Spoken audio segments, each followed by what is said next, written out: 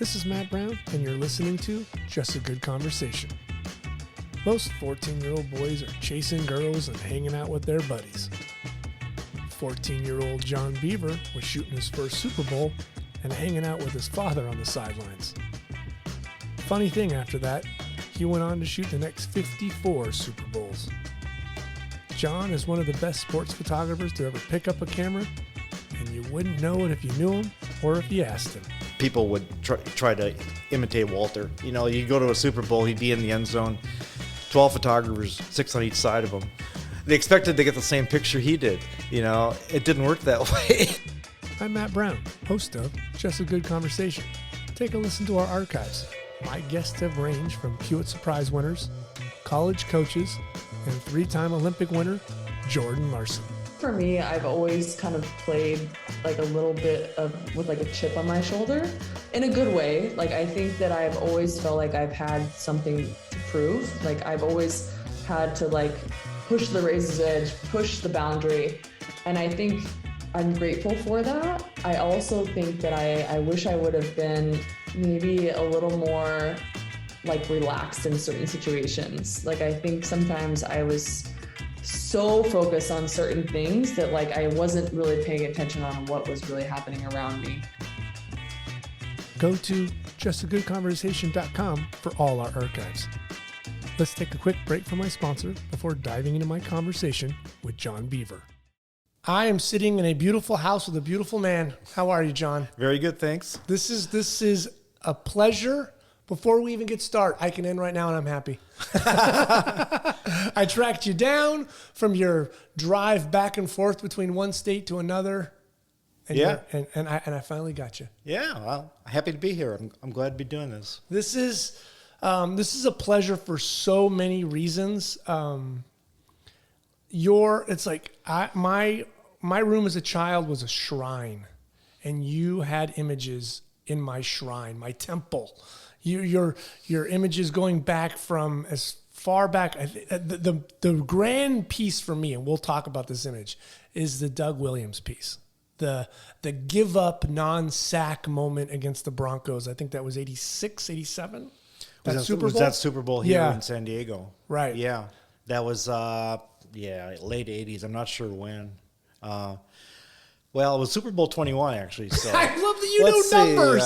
66 they started, so that would be 87. There you go. Okay, yeah, 86 season, 87. And that photo, I remember showing people and saying, this photo is amazing. There are 4 people in it. There are no eyeballs, but you can see Williams' mouth gaping open, and you see the inside of his top teeth, and you could feel his pain. Like, you didn't need to see his eyes or much expression. His mouth was so wide with pain in that moment. That image was on my temple wall. Like, wow, thank you. Someday, if I can make this image. That's my all-time favorite Super Bowl photo that I shot. Well, there ends that podcast. Okay, we're done. That's it? That's the one? I mean, it wasn't a huge play. It wasn't a winning touchdown. It wasn't the game-winning anything. But it had everything that I was looking for in a picture. It had expression of the players. It had action. It had grass flying. It had the color was right on. Back when we were still shooting film, that meant something. So it had all that in it. So that's probably my favorite of all. It's funny because it could have been like a sneaky one that never made, a magazine or didn't make the book or something. Yeah. It could have happened. That's the one. Yeah, that's the one. So it's not bad for all the ones you've shot. That one in the middle of So you're a good editor. Yeah. It was just beautiful. Yeah, I remember, and it was kind of funny. It's before the tuck play, right? And that was not in the Super Bowl, but that was one of those, did the ball come out? What was happening? That was very similar in that play. That changed it for Denver. If he's fumbled and it gives away, their momentum is stopped. Yeah, he ended up being the MVP of that game. A different photo of mine ran as the cover of that game, but this one I think ran as an opener of some sort. And it was early in the game, but yeah, it had everything I was looking for in a picture. So that's also the Super Bowl where the most dumbest question was ever asked of any human being ever.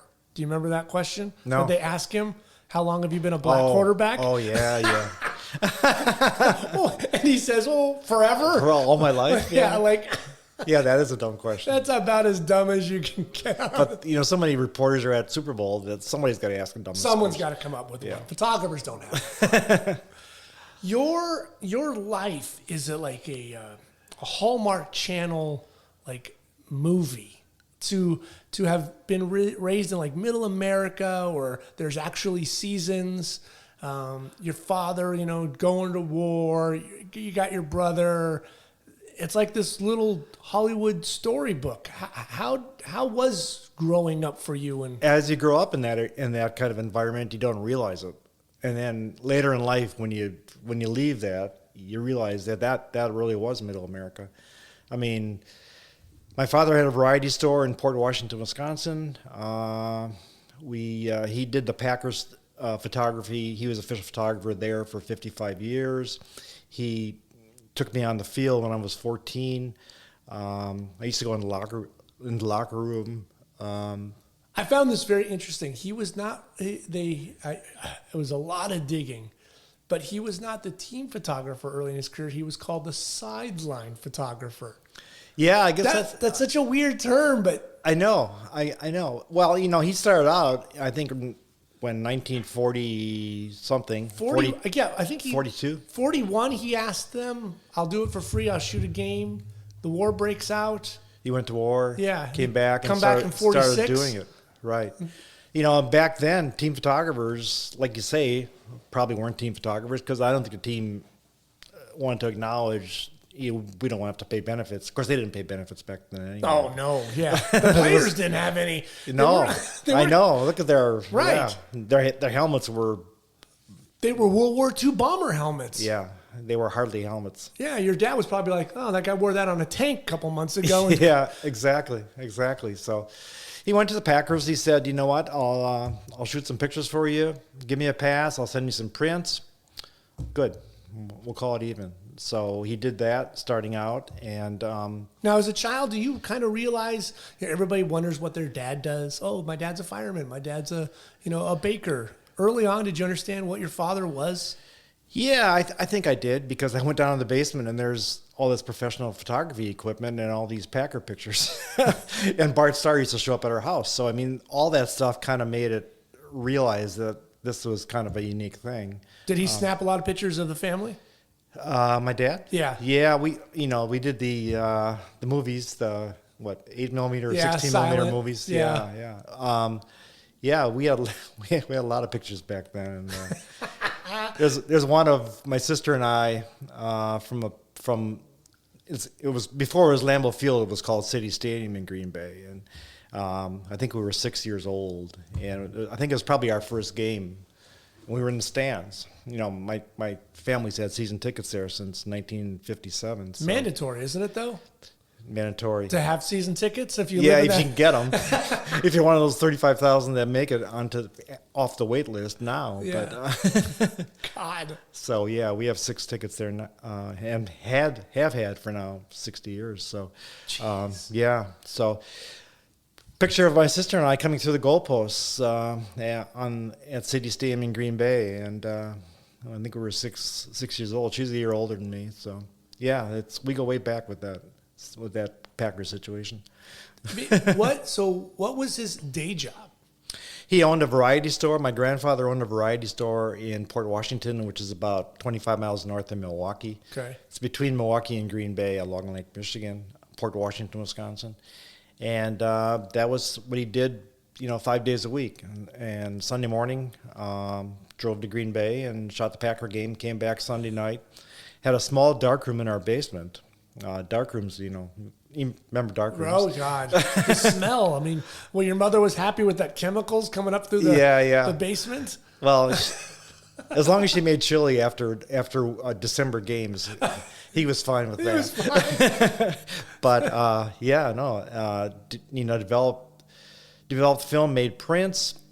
He was as well as the Packers. He was supplying a newspaper out of Chicago called Pro Football Weekly, which was published every Monday out of Chicago.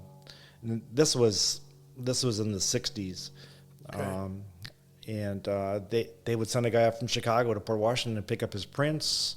So, 6 a.m., take them back and publish a newspaper for a lot of the Packer pictures were his. So, yeah, we go way back with the Packers. Was it an early thing where any of you or your siblings like wanted to pick up the camera and take pictures as well?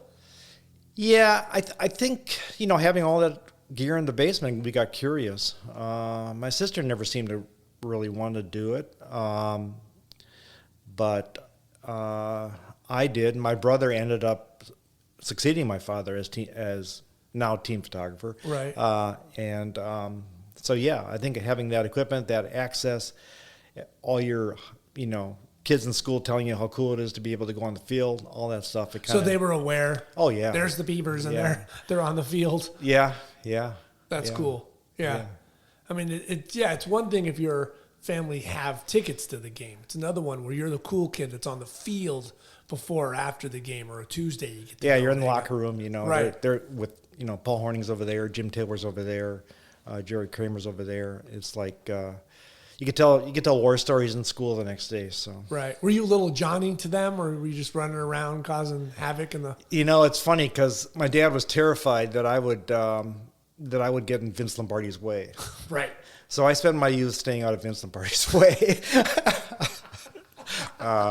That's what I told people. But yeah, I know he said the one thing you don't want to do is get in anybody's way here because you won't be here very long if you do. So I stayed out of the way. When did you start picking up the camera and thinking, this is kind of fun? The first real game that I remember doing with him on a quote-unquote professional basis with the real camera equipment was the 1965 championship game against Cleveland, Green Bay, Cleveland, Jim Brown's last game. He played in Green Bay. And, I think during that season of 65, I was doing some games, a roll here, a roll there kind of thing. My dad, I guess, saw something that I had some talent because he gave me better equipment for that championship game. And I ended up making a picture that ran Double Truck and Look magazine. And wow, this is pretty cool. So at that point, I guess, is when I really caught the bug. It was a picture of Bart Starr. It was a pan shot. I think I had the shutter set wrong. So it was a pan shot. It's funny how some of the best pan shots are the shutter set wrong. Unintentional. Unintentionally. Yeah. So that worked out well. And then the Packers, they won that game. And 66 was their first Super Bowl year. And 67, I made the best picture I ever made, the picture that had the most acclaim at the time of the 67 Ice Bowl championship game of Bart Starr sneaking into the end zone. They called it the sneak. Right. And that picture, they tell me, is iconic in Green Bay and Wisconsin for the Packer era of that time. So, yeah, all that stuff added up. I mean, would you dabble away from the football field, like at home or at school, taking pictures of like friends or flowers? Oh yeah, I took pictures of the Port Washington high school football team. Okay, so there was stuff outside of the Packers you were shooting to get your layers of work in. Yeah. The school newspaper, of course. Right, that's Port Washington and that kind of stuff. But yeah, so but I mean, I always look forward to the Packer game on the weekend. And right, who wouldn't, right? Exactly. You're way ahead of the curve with that. Yeah, and the Packers in that era in Wisconsin was a really big deal. So, what was your gear back then? Do you remember what Dad had and what he would kind of? Yeah, no, I remember that. Like for instance, that Ice Bowl game picture of Bart Starr, single framed Nicorex Tokina 135 millimeter 2.8 lens. I have the strip of negatives upstairs in the safe, cut three frames, the one on each side of that one frame. You get one frame, you don't get a motor drive sequence, right. Of course. The play before Donnie Anderson ran, and there's a picture of a pile, and then the Star sneak. And the frame after it was the referee picking up the ball from Bart Starr, like 3 seconds later. So it was like, you got one shot at it, and you better get it. And I happened to get it. So I've always thought it would be interesting to have a book or something in the days of film. It doesn't work now, but where you show the, like you said, the book end of those two photos, what was shot before and after. Right. And it's moments, like 20 seconds before, 30 seconds later. Yeah. Like it's such a different moment in time, the way we used to work. One picture at a time, and you kind of waited.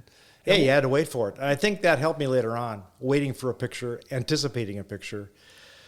Later on when I was shooting like professionally football games, the editors would say, "We love editing your stuff because you don't shoot much film."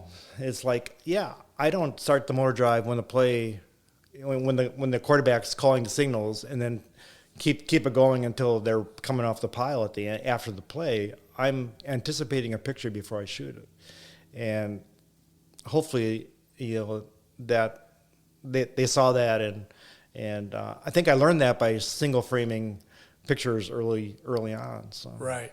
Because it was the expense.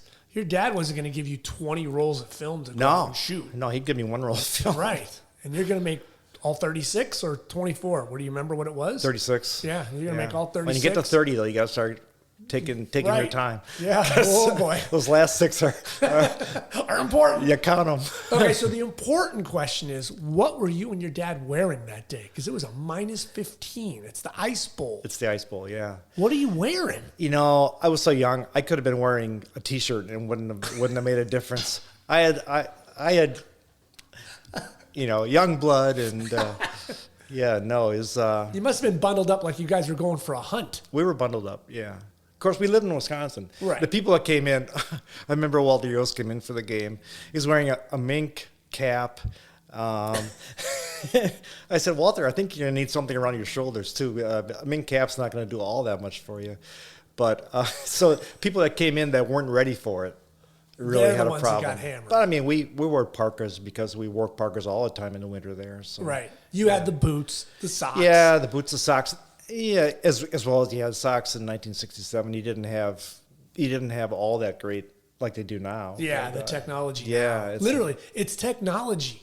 Yeah, to what you're wearing. I know. But a lot of people's cameras stopped working, and that was my other thing. Like, did you guys have any failures where focus rings, film crack? I mean, film cracking was a big problem in the cold. That game, luckily, that roll that I had didn't. Yeah. But a lot of people's cameras stopped working.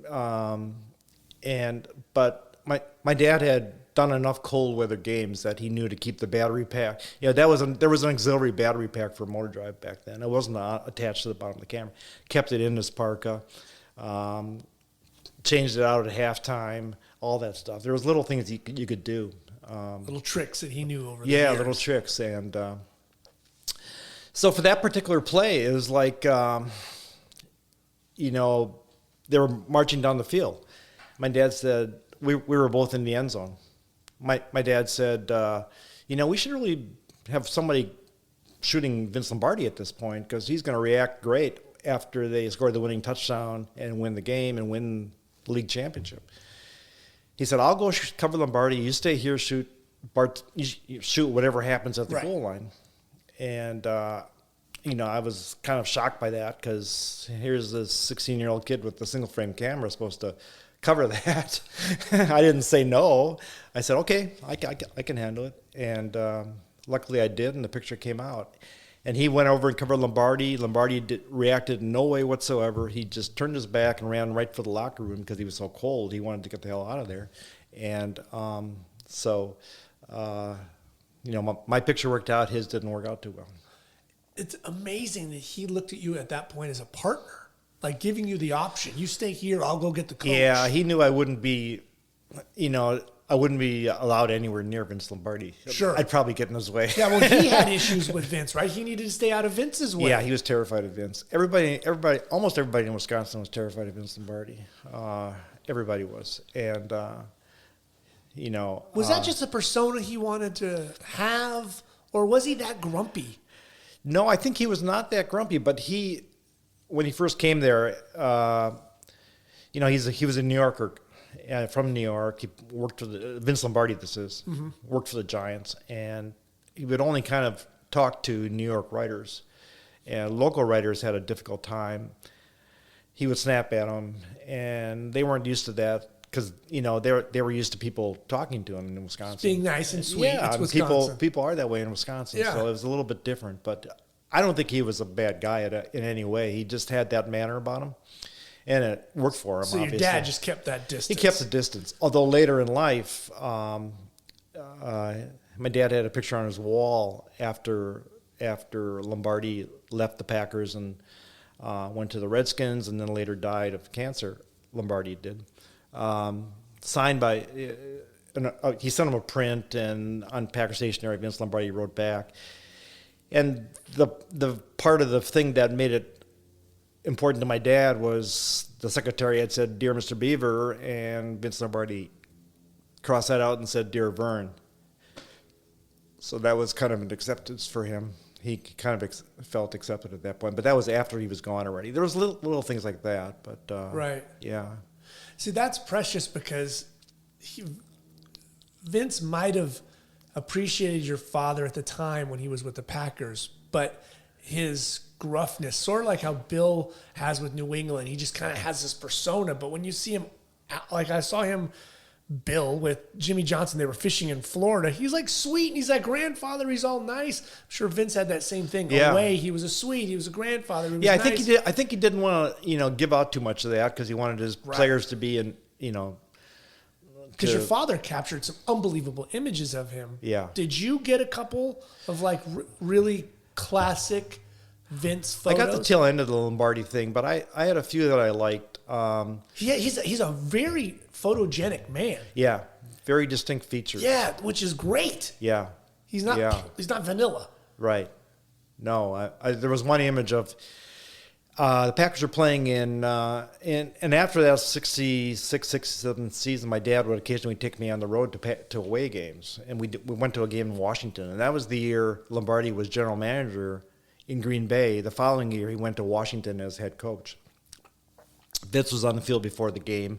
He's looking around. It was kind of a stark image of him in this vast stadium before any of the teams showed up, and that was one of my favorite shots of him, and that one has been reproduced quite a bit also. What stadium was that? It was in Washington. Was that RF? Was it RFK at that point? RFK. Okay, I wasn't sure how old RFK was. Yeah, I think it's RFK. I know it was pretty old. But Yeah. I didn't know how far back it was. Yeah, that was 68. So I think So it might have been new. What's that? The stadium. RFK. Stadium, It's probably kind of new. Yeah. Yeah. Because the Redskins played in that thing. Can you say Redskins? They played in that thing through at least the middle 90s until they went to the new stadium. Yeah, I would think at least. I remember that stadium would bounce. They would jump up and down. Yeah. And the Hogs would make that place bounce. And Yeah, ricochet exactly. off the floor. Exactly. So, are you thinking at any point like this could be a career for you, Yeah, or did you have other interests? Well, I kind of had it as it kind of worked into a career. I went to school, University of Wisconsin. But even before your thing, college, like there was no way you were going to be like, I'm going to go to a steel mill or I'm going to be a baker. You were kind of set, like. Yeah, I was kind of happy doing that stuff, and a sports fan, more and more photography nut, I guess, fan. It worked out really well when you can photograph sports and make some money at it. So Right. What's wrong with that? Was staying home or staying at the University of Wisconsin, was that an easy choice for you? Would you ever think like, I'm going to go away? No, I think staying home. A bunch of us from Port Washington High School went to the University of Wisconsin the first 2 years, and then I ended up the last 2 years at the University of Wisconsin Milwaukee because I started working for the Milwaukee Journal at that point. So, no, I was happy to stay there. You're such a beautiful person. You say that so nonchalant, like, I just got a job, so I had to transfer college because I was already working in my, like. No, I don't want. But that's how talented you were. You are. I don't know. I guess. Thank you. But like I say, I had all the breaks growing up, so it would be a waste not to use them. Sure. The access and everything else. What did you Did Dad kind of edit your work or critique you when you were shooting young? And then was that easy for you, that transfer to college, to getting that kind of critiquing? Yeah, I mean, even during college, I was still shooting next to him with the Packers before I was really shooting for anybody else. So yeah, he would critique it, and how was he as an editor? Like, was he pretty honest? No, okay. Everything was good. Right. So he gave you the parent editor. Yeah, exactly. You're the best, John. Yeah. Keep doing it. Keep doing it. You're swell. And then pillow talk with his, your mother that night. Oh God, the kid's killing me. He's out of focus on everything. No idea. Focus. There's another thing we lost, right? Right. Yes. Follow focusing. Oh, such a key. That was the one thing you had to be able to do with back then. Was it easier to focus for you starting out? Like your long lens was a 135.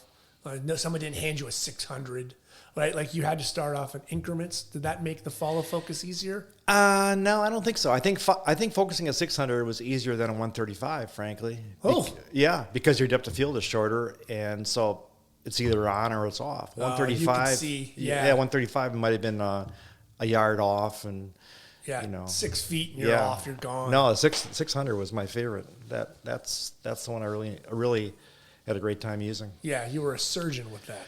Well, I don't know about that, but I mean Walter Yost was a surgeon with that, and that's the one who I looked at in the his pictures in the magazine and tried to imitate, and Yeah, I mean, so you mentioned like Walter comes in, he's wearing his mink. Were you looking at other photographers back then and their work and trying to emulate it when you're doing a Packers game? Like, ooh, I saw what this guy did. I'll try to replicate it. Yeah, not so much when I was doing Packers early on. I was kind of like, helping my dad for the Packers. We had to make the Packers look good. Right. So, fumbles they weren't too interested in, that kind of stuff. So it was a different style. But later on, after I started freelancing and working for the magazine, people would try to imitate Walter. You go to a Super Bowl, he'd be in the end zone, 12 photographers, 6 on each side of him. They expected to get the same picture he did. It didn't work that way. No. So I kind of realized that early on. But yeah, I admired his work, and even looked at Steve Sable of NFL Films.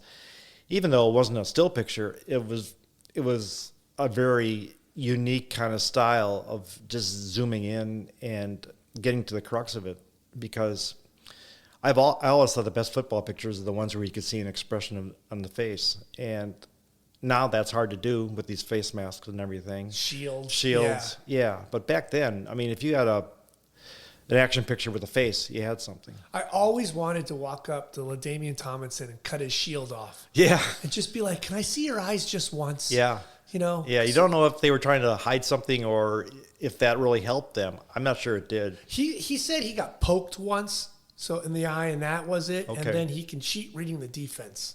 Okay. Sitting back there, he would know who to pick up, the mic or the they will. wouldn't follow his eyes. Right, because he could sit back there completely and just, okay, I got to watch. Here comes Ray Lewis. I got to keep an eye on him. So, that would make sense. Yeah.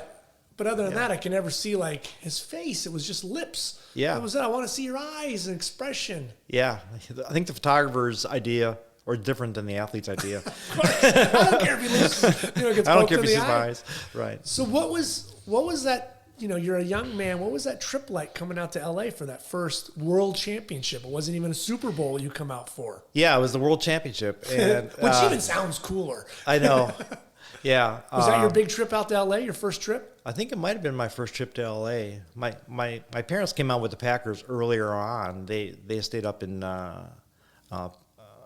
they stayed up in Palo Alto. They stayed somewhere outside of LA, Santa Barbara maybe.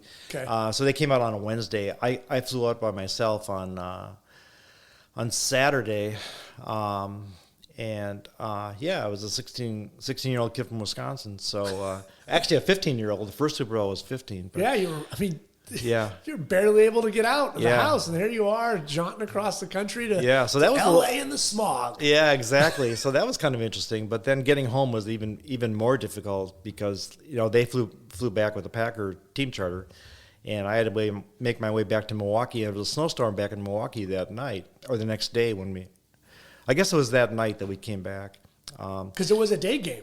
It was a day game, like 1 o'clock games. Thank God for those. Right. Remember those? Yeah. But yeah, so my dad had kind of asked the Milwaukee Journal photographer on Niles Lauritsen if he would keep an eye on me and kind of show me around, show me where the plane was, how to get on, how to get off, all that stuff, which was good because we got back to. I think we were delayed getting back. There was a snowstorm in Milwaukee, and the flight got delayed. My connection going back to Port Washington, which is 25 miles away, Niles put me on a Greyhound bus. The bus couldn't make it to Port Washington. My sister picked me up halfway. There was a little bus stop halfway to Port Washington. That's as far as the Greyhound would go.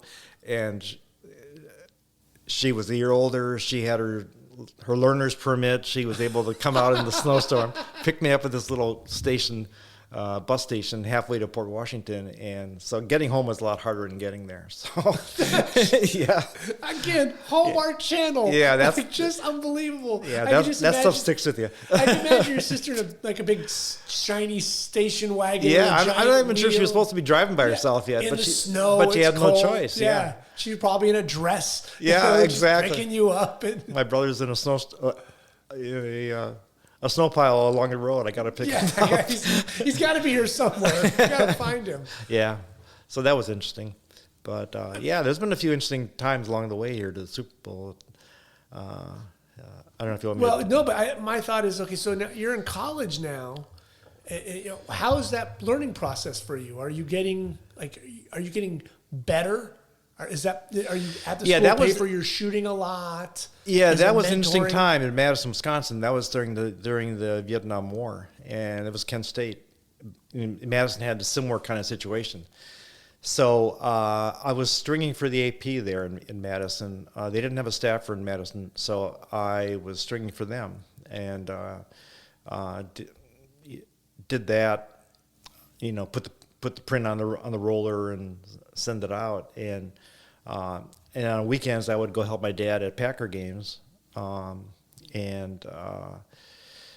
then that was 2 years. Then in Wisconsin at Madison I would do that working for the AP stringing, and then I didn't really work for the school newspaper because I really didn't have time. But I was shooting so much. Yeah, exactly. So.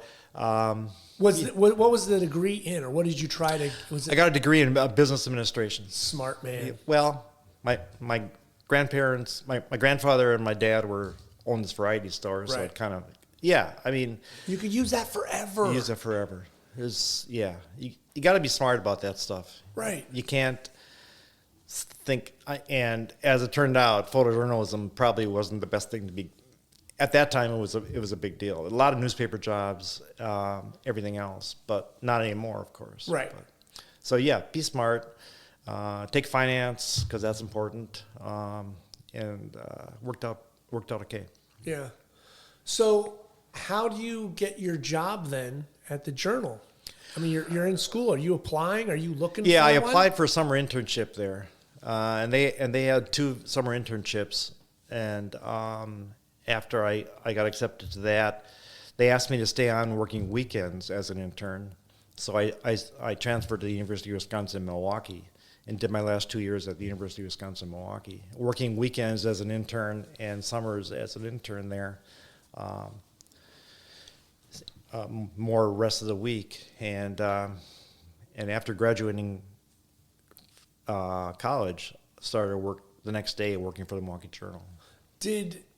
What did that book look like? What did your book look like back then? What was it? Was it very heavily photojournalism?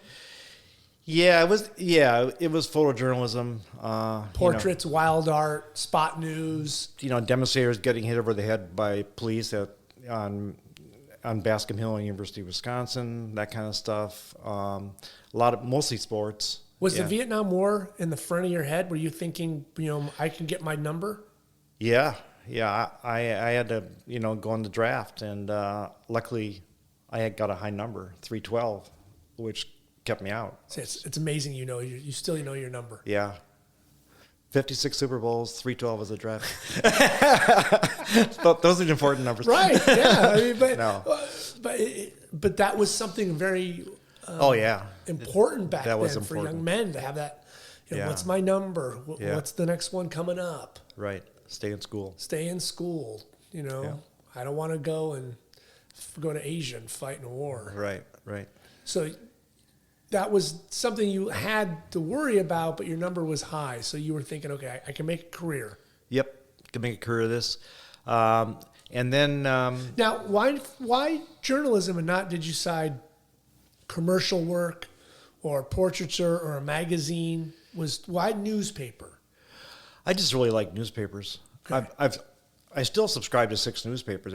I can get every day read 6 newspapers. God love you. Oh yeah. I mean, it's too bad that they're not printed anymore. Right. Are you reading on your iPad or You're something? reading on the iPad Yeah. because you don't want them piling up if you're away for the day and at your front door. Do you miss the ink on the fingers, Yeah, though? I do. Isn't that funny? I do, too. Yeah. Yeah. I don't mind if I ended up with a little smudge on my shirt. It kind of felt like I achieved something in the Yeah. morning. Oh yeah. I mean, that was the best time of my life working for a newspaper. Yeah. I mean, I think that, the photographers gathering in the dark room with the chemical trays, BSing, learning stuff, Watching how people develop. trading knowledge. Right. This Dodging. guy burns in his corners. Maybe I'll try that. Darkens the corners. Little stuff like that. It was just Every photography department had a guy who was unbelievable in the darkroom. He might have been an average photographer, but when you got him in the darkroom, he was a master. yeah. Yeah. He could dodge and burn and make something just come alive of a very gray negative. Yeah. Yeah. It's interesting. Yeah. And he wasn't necessarily the best photographer either. Right. Isn't that funny? But his pictures showed up the best and probably ran on the front page more than anybody's. Right. And he understood how the press worked. So Yeah. his photos would pop on the press because he would know the guy on Tuesday's a little heavy with the ink. So Yeah, he would yeah. go too dark. It was I remember when I was with the Register, it was very much like that. Certain days, whoever was running the press, it was on and off. Yeah. Yeah. That's true. So was that was just a huge growth period for you at the Journal? Yeah, that was. I mean, I covered mostly sports, so that part of it wasn't anything that new. But Were you being exposed to any new sports that maybe you hadn't shot, like in high Yeah. school or college? Yeah, that's true. We did that. Yeah, I'd say there was some of that. But I always found sports and news photography were almost the best sports photographers were the best news photographers because you're looking for that one moment in both of those. So, and probably by doing that much sports and news, I lacked my development in portraiture and this and that. But that's kind of those are the things I wanted to cover. So I was happy that they gave me those things. Okay. When did you become on staff there? The day after I left college, they put me on staff. Wow. Yeah, I worked there 12 years. The last 5 as assistant manager of the department, handing out assignments when you can really find out who your friends are. Yeah. Who's in the dark room going, that son of Yeah, an SOB? I worked till 5 and he's giving me a 3 o'clock assignment. Yeah. How can that be? That damn Biever. Yeah. So, Damn it, Biever, did you know that's a 4-hour assignment? And I mean, I but got you've only had 2 today. Yeah. But I know. But I usually cruise towards home about 4 o'clock. So was that moment then working at the Journal like your huge explosion? Like just for you talent wise, like all of a sudden you're just taking in everything? I think that's when I learned a lot. Photography? Learned everything. Yeah. I knew how to shoot football before then. I knew how to shoot demonstrators getting hit over the head by cops at Wisconsin during the riots. That must have really stuck with you, seeing that. Yeah, I know. I keep saying that. Yeah. Yeah. Was that surreal? That being there in a riot? It was because I remember getting chased back to my dorm, and I remember rocks being thrown and like a plate glass breaking right next to me. This is both demonstrators and police are out. Right, it was chaos. Because they didn't know who was who. You know, the demonstrators thought I was shooting for the cops. The cops thought I was a demonstrator. So it's like anybody with a camera was was guilty. Right. You're like, I'm just John Biever. I'm just doing a job. I don't want to go to Vietnam. That's all I know. Yeah, right. It's just Exactly. 312. Leave me alone. Yeah, I should have had that on my Right. on my chest. I'm 312. So leave On me your alone. fedora. It says press. Yeah, 312. Yeah. So, I mean, did you start shooting baseball, golf, whatever the paper was offering, and you were just devouring it? Yeah, I wasn't the only sports photographer Right. there. It had a pretty good history. The Milwaukee Journal had a kind of a rich history. They'd sent photographers to Sports Illustrated, to National Geographic. They had a rich history. So that's Why do you think that is? What was there something in the water that you guys were good? Like but I mean, was like the director, they saw talent, like I don't know. It was good photo play? you come in there, good photo play, picture pages. So your eyes light up when I said Picture that. pages. Yeah. Yeah. That's still there. That means something. Oh yeah. You hate to say it. You don't want to make it sound like a bigger the picture runs, the better you feel. You get paid the same and all blah blah blah. You get the next assignment. It's still a good assignment the next day, but just the appreciation shown for one year. And I still remember the first time a front page picture ran in the Milwaukee Journal that I had shot. I think it was of we had a summer festival in Milwaukee called Summerfest. They still have it, and it was back then you could the newspaper could go anywhere and shoot rock concerts, Right. Rolling Stones are there. You can walk on stage and shoot them. It's like I forget what the picture was even of, but it was the front page. It was in a news box. I wasn't expecting it on the front page, and I was driving along, and boom, there's my picture in this news box on the front page, and that really stuck. So those little things really have a big impact on your career.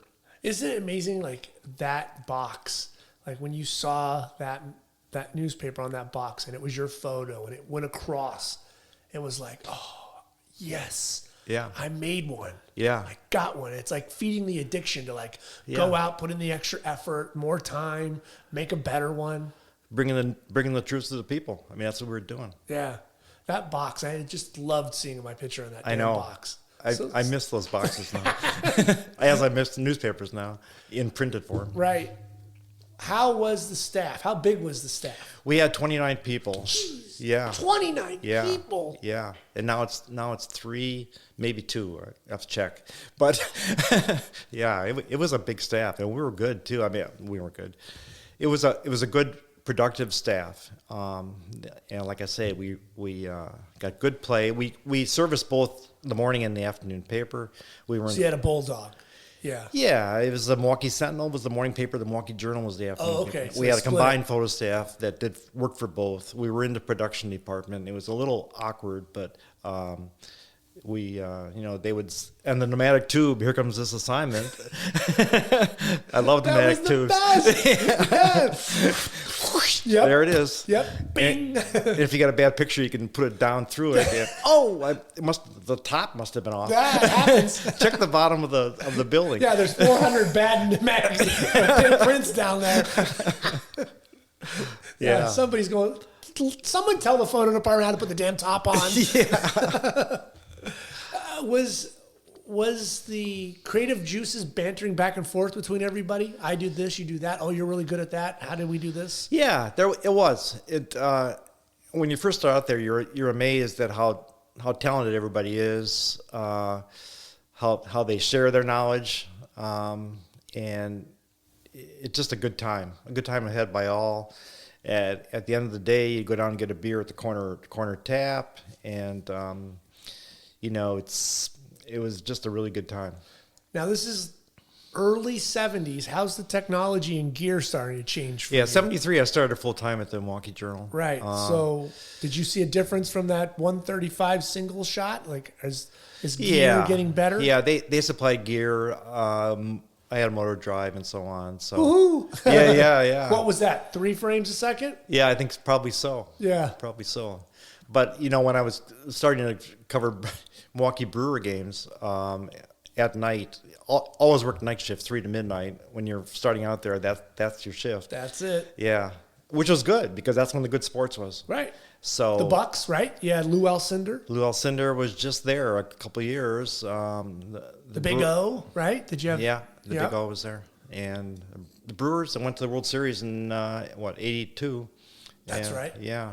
But so we used to cover, funny, we used to cover night games in Milwaukee County Stadium.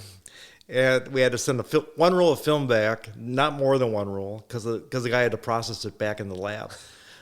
After the third inning, we'd run to gate X. That was the media gate.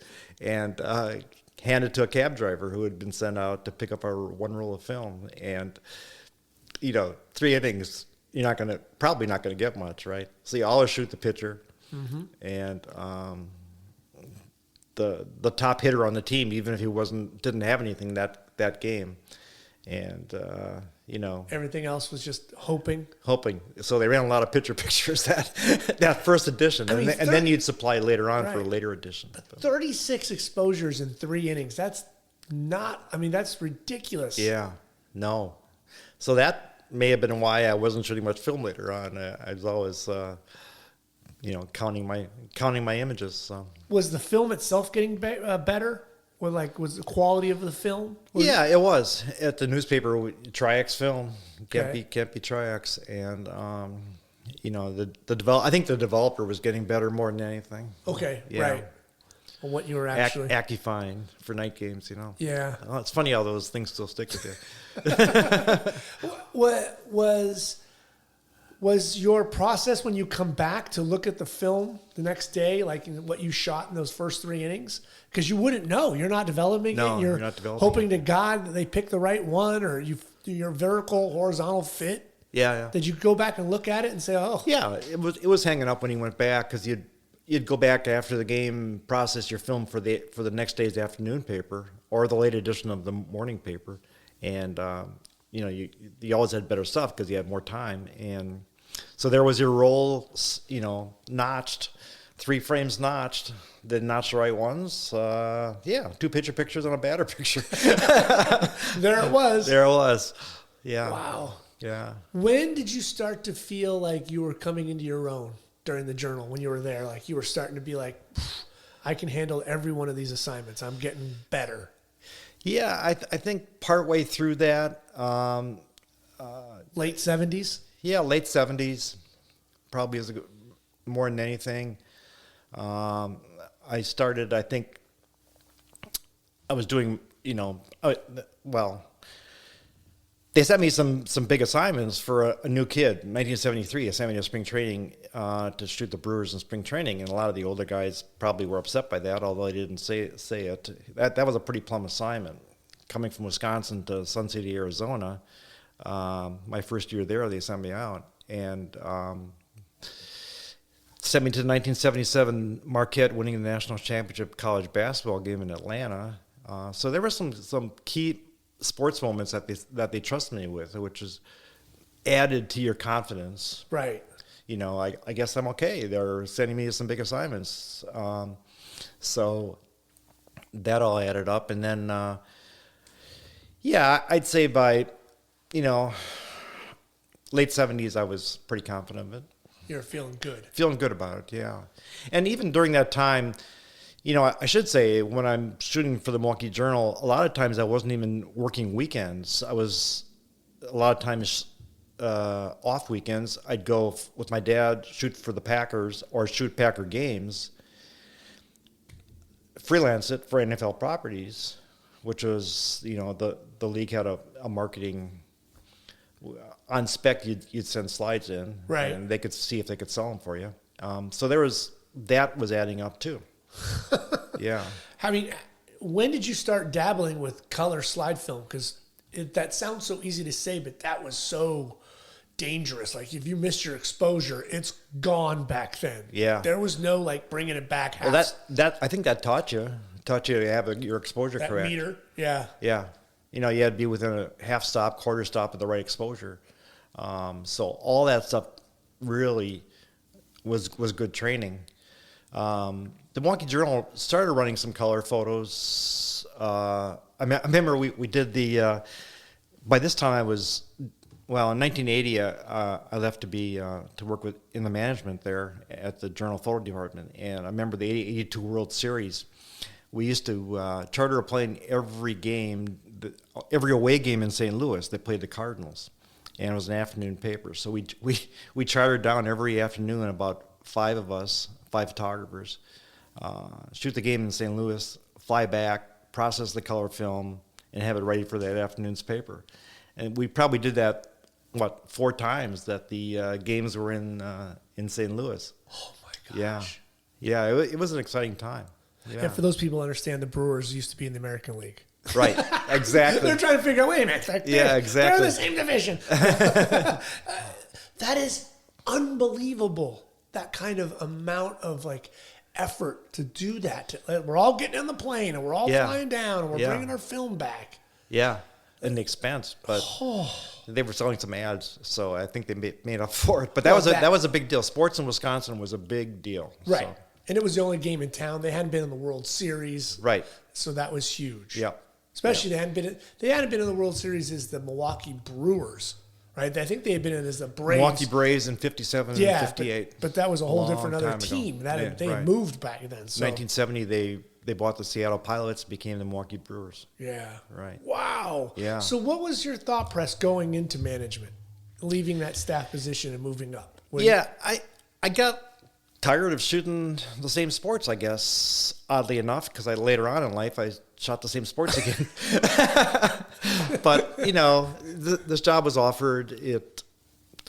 I thought it might be a nice new challenge, seeing if we can shape this place up. Although it was pretty good condition at that time anyway. But you didn't realize it, right? You're always kind of like, we got to make this place better. Well, yeah, you can always make it better. Yeah. Just like your pictures, you can always make them better. But so this position opened up, and I applied for it and got it. And like I said earlier, you find out who your friends are in a hurry. Did you ever think like, ooh, maybe I'll go to the New York Times, Daily News, LA Times? Were you ever willing to leave Milwaukee for another newspaper job? No. I really never thought of doing that. You really just had those roots. I had those roots there. I enjoyed working for this paper, and also, as a side benefit of working this, you work Monday through Friday, 8 to 5. Left me Saturday and Sunday off. You were home for dinner. You had the weekends. And I can go freelance eventually for Sports Illustrated Saturday and Sunday. So that worked out pretty well too. So there's not too many people in the managerial position that are still shooting. And oh, by the way, I could freelance for SI. Normally, when you go to the managerial side, you're done. Your career's kind of done as a photographer. Yeah, and that's kind of why I left Milwaukee. As much as I enjoyed it there, I didn't want to be stuck behind the desk the rest of my life. And I was noticing things too that really were disturbing to me, like some of the older photographers were. I was recognizing they were kind of jealous of this new talent that was coming in. I didn't want to get to be a grumpy old manager. So right. So and that's always hard, right? When you got new blood coming in and you got older guys who are in their late 40s, 50s, 60s. It's very difficult. And I can see both sides of it now that, they're threatened by this because these guys will work, these new kids will work 20 hours a day. And they got ideas and fresh. They're not married. They don't have kids. They don't have to get home. All that stuff. So it's a difficult thing. But yeah, so that was sitting there. You were thinking about that. Yeah, it's all somewhere in the back of your mind. Because you're still relatively young at this time in man. It's not like you're pushing 60. You're in your early 30s. I was 35 when I left the Journal. Yeah. And that's really young in the photo industry. Yeah. That day after school, you got a job. So it was 13 years. So who are you contacting at that moment in the SI? I was starting. I was. Want to dance? Want to play? That's all real interesting too, because how do you get in there, right? I was starting to make friends with some of the photographers there. I'd see them at Packer games or other games, Super Bowls, for instance. And now, with the late 70s, early 80s, that's kind of dry for the Packers. They're not very good. They weren't very good. So you don't have people coming in to Green Bay to shoot Green Bay. No, not at that point. They but might be coming in to do a Bears game on sweetness. Right. But right. they're certainly not shooting. I don't even know who the quarterback was in '79. I don't think they knew who the quarterback was. I think it was Randy Dean or Randy Wright or some Randy. Yeah. But so rubbing elbows with people. No, but I had known some of these SI photographers back when the Packers were still good. My dad was friends with a lot of them, and so the association they made. I kind of knew him a little bit. Whenever I'd see him again, eventually I said, I think I asked one of them, so how do you get to be a Sports Illustrated photographer? And they didn't want to tell you, of course. No. Right. Well, you have to go in and show your portfolio to the picture editor. I don't have a portfolio. Well, take your clips in, see if that'll work. Okay, I'll go look for some clips. So I dug up some old clips from the Milwaukee Journal. Some of the pictures I had shot while working with my dad were okay too, but they weren't published yet. They were maybe in the NFL Properties Archive. Mm-hmm. So the next frame of the best one, I put it in my portfolio, and went to New York in 85, I guess it was. I left the Milwaukee Journal full time in 86, so I think I may have made my first trip to New York in 85, 84, 85, somewhere in there. Just introduce yourself. Introduce myself. Of course, they say, just leave your portfolio, we'll look through it. Did you even call ahead and say, hi, I'm John Biever, love to meet? Yeah, you always do that, and they go, get in line, kid. So? Yeah.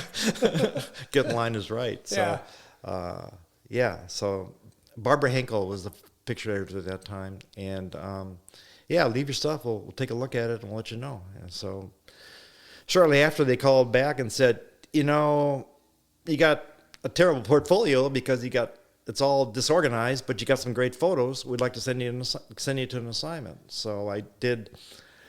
My first assignment might have been a college game in Iowa. I think it was a Penn State-Iowa game, or one of my other first ones was in Notre Dame. Marcus Allen was playing for USC at the time, and he was playing Notre Dame in South Bend.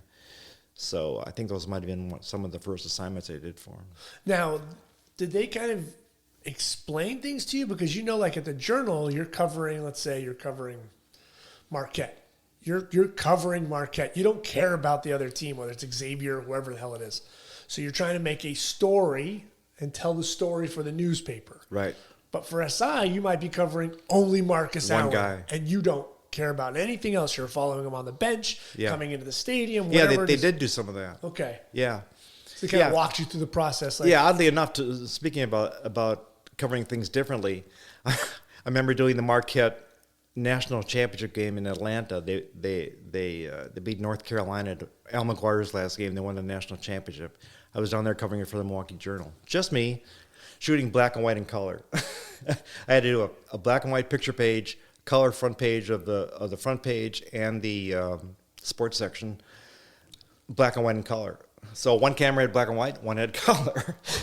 Yeah, no, one photographer. Now they'd send as many credentials as they can get. Right. So and you would have cameras hanging everywhere. Yeah, remote cameras. You know, no remotes for me. I was just instead back then you had to make sure this is color, don't screw it up. Yeah, and this one's black this is and color white. exposure, and this is black and white exposure. So. Oh my goodness. Yeah, it was funny how it was different. Yeah, so it was a different style for sure when you're shooting one guy or one side and everything else, but. It wasn't that hard a transition, actually.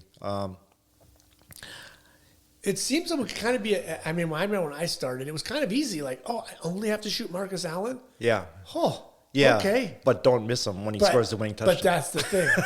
There's no excuses because you're only shooting one guy. Right. That's good training. Yeah. So. Were those first couple of years, freelancing and getting those SSI assignments, were they thin? Or were you getting a lot? Were they like, boy, we really like your stuff. We're going to feed you a lot. It's gradual. Nobody comes in there and barnstorms through. It might have taken, I think I got my first cover there in the next year in Dallas, a Bears-Cowboys game. That was your first cover at SI is always a big deal. Sure. Yeah. So after that, it started getting better and better. Were there any fears or worry? Like, oh my God, I'm not going to find enough freelance work. I got bills to pay. I got to buy camera gear now, right? Yeah, exactly. A little of that. Although I was still making some money from that Ice Bowl sneak picture. So there was some of that, as well as other Packer pictures I was shooting during Packer games with my dad. So there was some income coming in there. So Okay.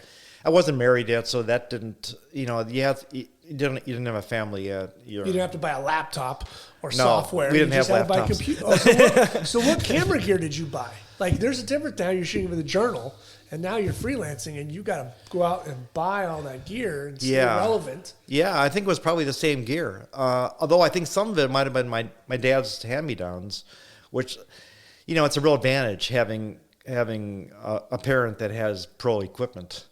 Right. And for a lot of people breaking in, that's the one thing that keeps you out, is the cost and the expense of buying camera equipment. Yeah. And so I think I was borrowing a lot of his stuff at that point. Were you using, in those early 80s, was it a 300-2.8 or a 300-3.5? What was starting to become your long lenses? Yeah, I think it was probably a 300-2.8, although a 400-3.5 back then. There weren't 2.8s yet. And then when I got my 6, it was like my eyes opened up. This is for me. This is my favorite lens now. And that was it. Why? What was that love affair? Because it separated everything from the background, and you could really focus in on what you were trying to say. You could see the faces, and if you could focus it, and I guess I had some talent to follow focus.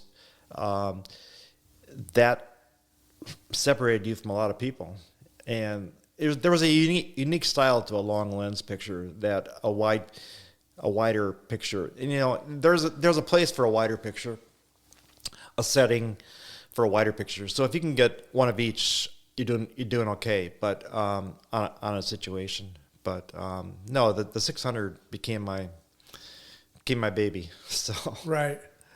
I mean, you were just wonderful with it. thanks, but I got used to it. Yeah, it can beat you up in the beginning, that's for sure. Yeah. So freelance is going, you got your worries, but it's going well. How does it come about then in 1988? Does SI offer you a contract to say, like, hey, we want you in the team? Yeah, I guess I was doing okay because, back then you're sending in your film, you're rushing to the airport after shooting a game, you're trying to convince the person at the desk at the airport that they can take this package, it's not going to blow up. I'm not crazy. Yeah. Please get it to New You York. have to send it in, otherwise there's going to be a big hole in this national magazine next week where a picture is supposed to be. And so that after you send it in that night, say either Saturday for college or Sunday for a pro game, Monday morning, you waited for the phone to ring. And if the phone rang, you did okay. If it didn't ring, you didn't do okay. And luckily, the phone rang enough that it worked out okay. So when they offer you that contract, are you ecstatic? You feel like, whew, Yeah, I made it again? that was a big deal. I'm in this club? Yeah, that was a big deal because I think every sports photographer aspires to work for Sports Illustrated at some point, or used to work. Yeah. Used to.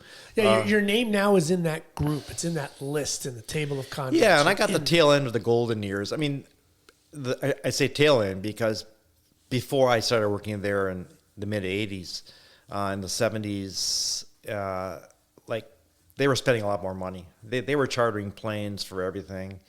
First class airfare everywhere. They were starting to pull in a little bit here, but was certainly not bad. Right. We still got around okay. Yeah, so. you did okay. Yeah. I mean, it wasn't 1975, but it Yeah. certainly wasn't, 2015. Yeah, exactly. When you're shooting now for SI on staff, are you approaching things differently?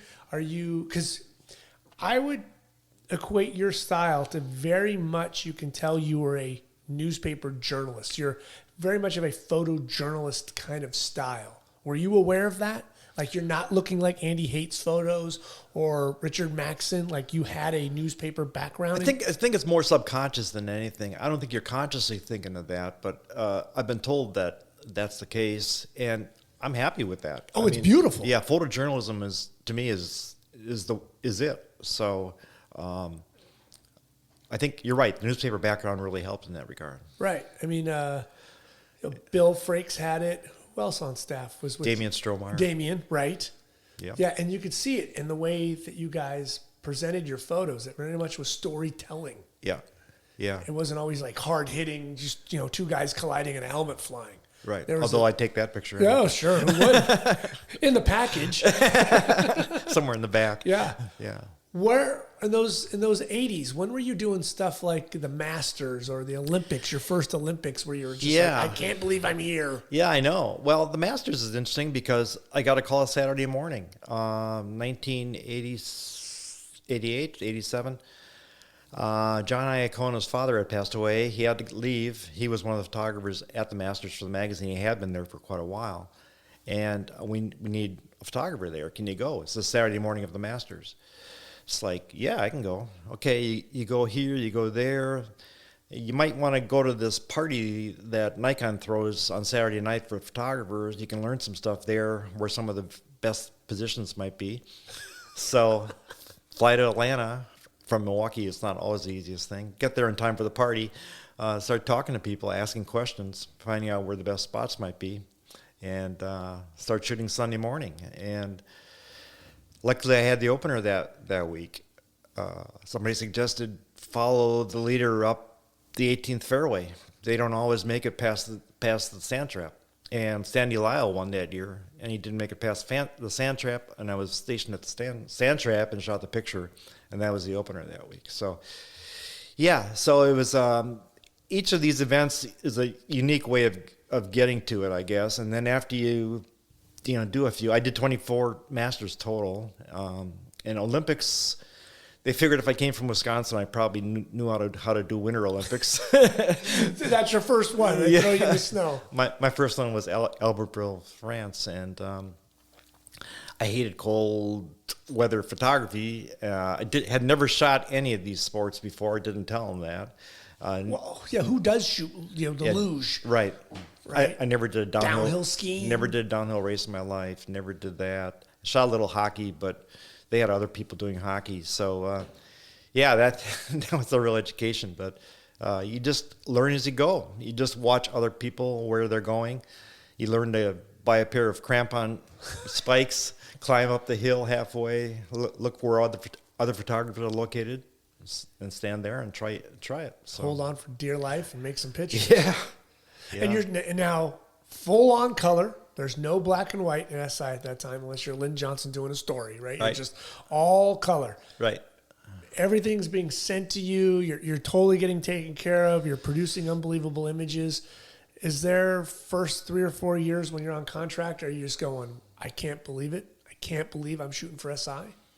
I think all that time you are.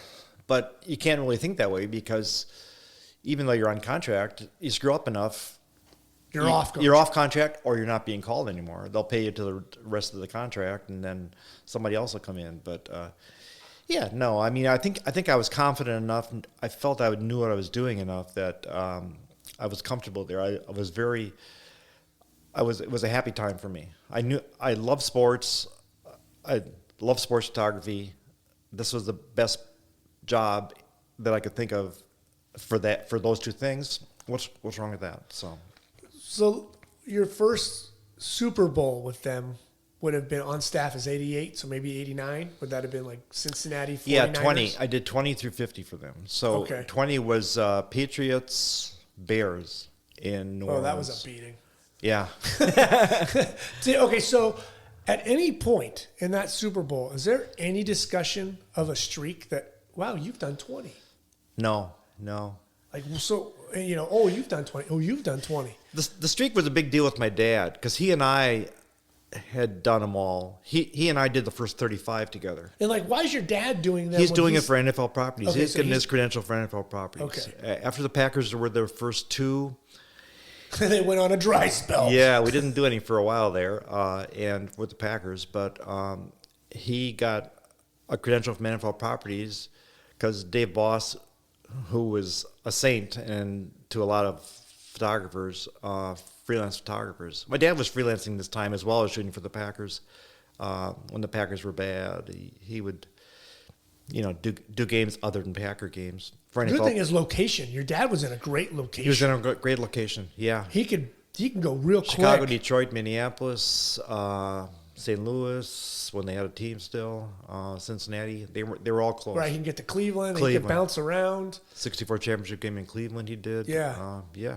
And you're in that location too. So it's a good sports location. Yeah, if you don't mind, snowstorms on winter mornings and missing your 6 a.m. flight, but no. So there's that. But he and I did the first 35 together, and it was always a big deal for him. You got to keep doing these. You got to keep this streak going. So Why is that? Why do you think that was for him? I don't know. Maybe vicariously, But after he wasn't able to get around that much anymore, he said, "You got to keep doing this." So I kept doing it. But then there's Tony and Mickey and are you realizing by 20 there could have been 40 of you that are still in this doing this? Like when did it start to become a numbers game? Well, the NFL would throw a party for the media who had been to every 5 years. The media had been to all of them. There was this club, Super Bowl club, 25, 30, 35, 40. 45, 50. After 50, they stopped doing it because there's only 3 of us left. But Right, I know that's Yeah. so weird. That Yeah. let's say at 30, how many do you think there were? there's probably a photographer. Photographers. I don't give a rat's about the writers. Come on, it's easy for them. They're sitting in a suite. I know, exactly. You're down there freezing your butt off. Yeah, exactly. 20 maybe? See, that's still a big number. Yeah. Right? Yeah. So when did you start to look around at 35, 40, and you're like, 40, there were 5 of us left. wow, see, okay, so what about 35? That 5-year difference. Yeah. At 35, was there 10 or 8? Maybe 10. Yeah. Because, guys, depending on age, Yeah. and then the credentials, the availability, Yeah. right? They just All that. starts Yeah. to fade. Yeah. Yeah. Andy's not doing it or Walter's not doing it, but they did. But, people, Neil's stopping. People start to fade off. A lot of them still did it, but they didn't make the 3rd or they didn't make the 4th. Right. The 3rd was an interesting story. I wasn't going to do the 3rd. That's the first quote unquote Super Bowl. First, the one that everyone remembers it, Joe Namath. Miami, correct? I had no Beautiful. credential. My dad didn't even try to get me a credential. Here's this, 18-year-old kid. How does he deserve a credential? He's dodging the war. Yeah. What's his number? 312. So he goes down to Miami. He sees Steve Sable, who was a family friend and a friend of his, and said, "Where's John?" And he said, didn't get him a pass. It's like, send him down. I have a pass for him. So there's this announcement made at Port Washington High School on the PA system. Will John Biever please come to the office? This is Friday afternoon of that week. I thought, what'd I do? Steal an apple out of somebody's locker. Come to the office, and they said, get your stuff. You're going to the airport. This neighbor's taking you to the airport. You're going to Miami for a Super Bowl. The Hallmark Channel. It's like, wow, what? That's not normal. Yeah, I know. So that kept the streak going. So I have to thank Steve Sable and NFL Films for keeping my streak going there. And then by 4, New Orleans, I did that for NFL Films. They gave me a credential there also. I would shoot some of their photographers shooting the game, and I also do some action, and they may use it as a background on some of their stuff and that kind of thing. But so I did about probably 3, 4, 5, and 6 Super Bowl for them. And by that time, I was able to get a credential through NFL Properties. And Okay. I did from maybe, 7 to through 19 for NFL Properties. Shoot the game on spec, go down with my dad, stay in his, stay with him. And we'd always go down Thursday and come back Monday because it was a 4-night minimum. And being in Wisconsin, people, you don't, if it's 4-night minimum, you have to pay for 4 nights. You go for 4 nights. Right. So he really enjoyed being around press because the rest of the week he's working at this variety store as manager. So he really enjoyed that. That was a big thing for him to be in the press room there, see all the other media and famous people that would pass through there, and it was a big occasion for him. And everybody liked him. I mean, he was like the most likable person.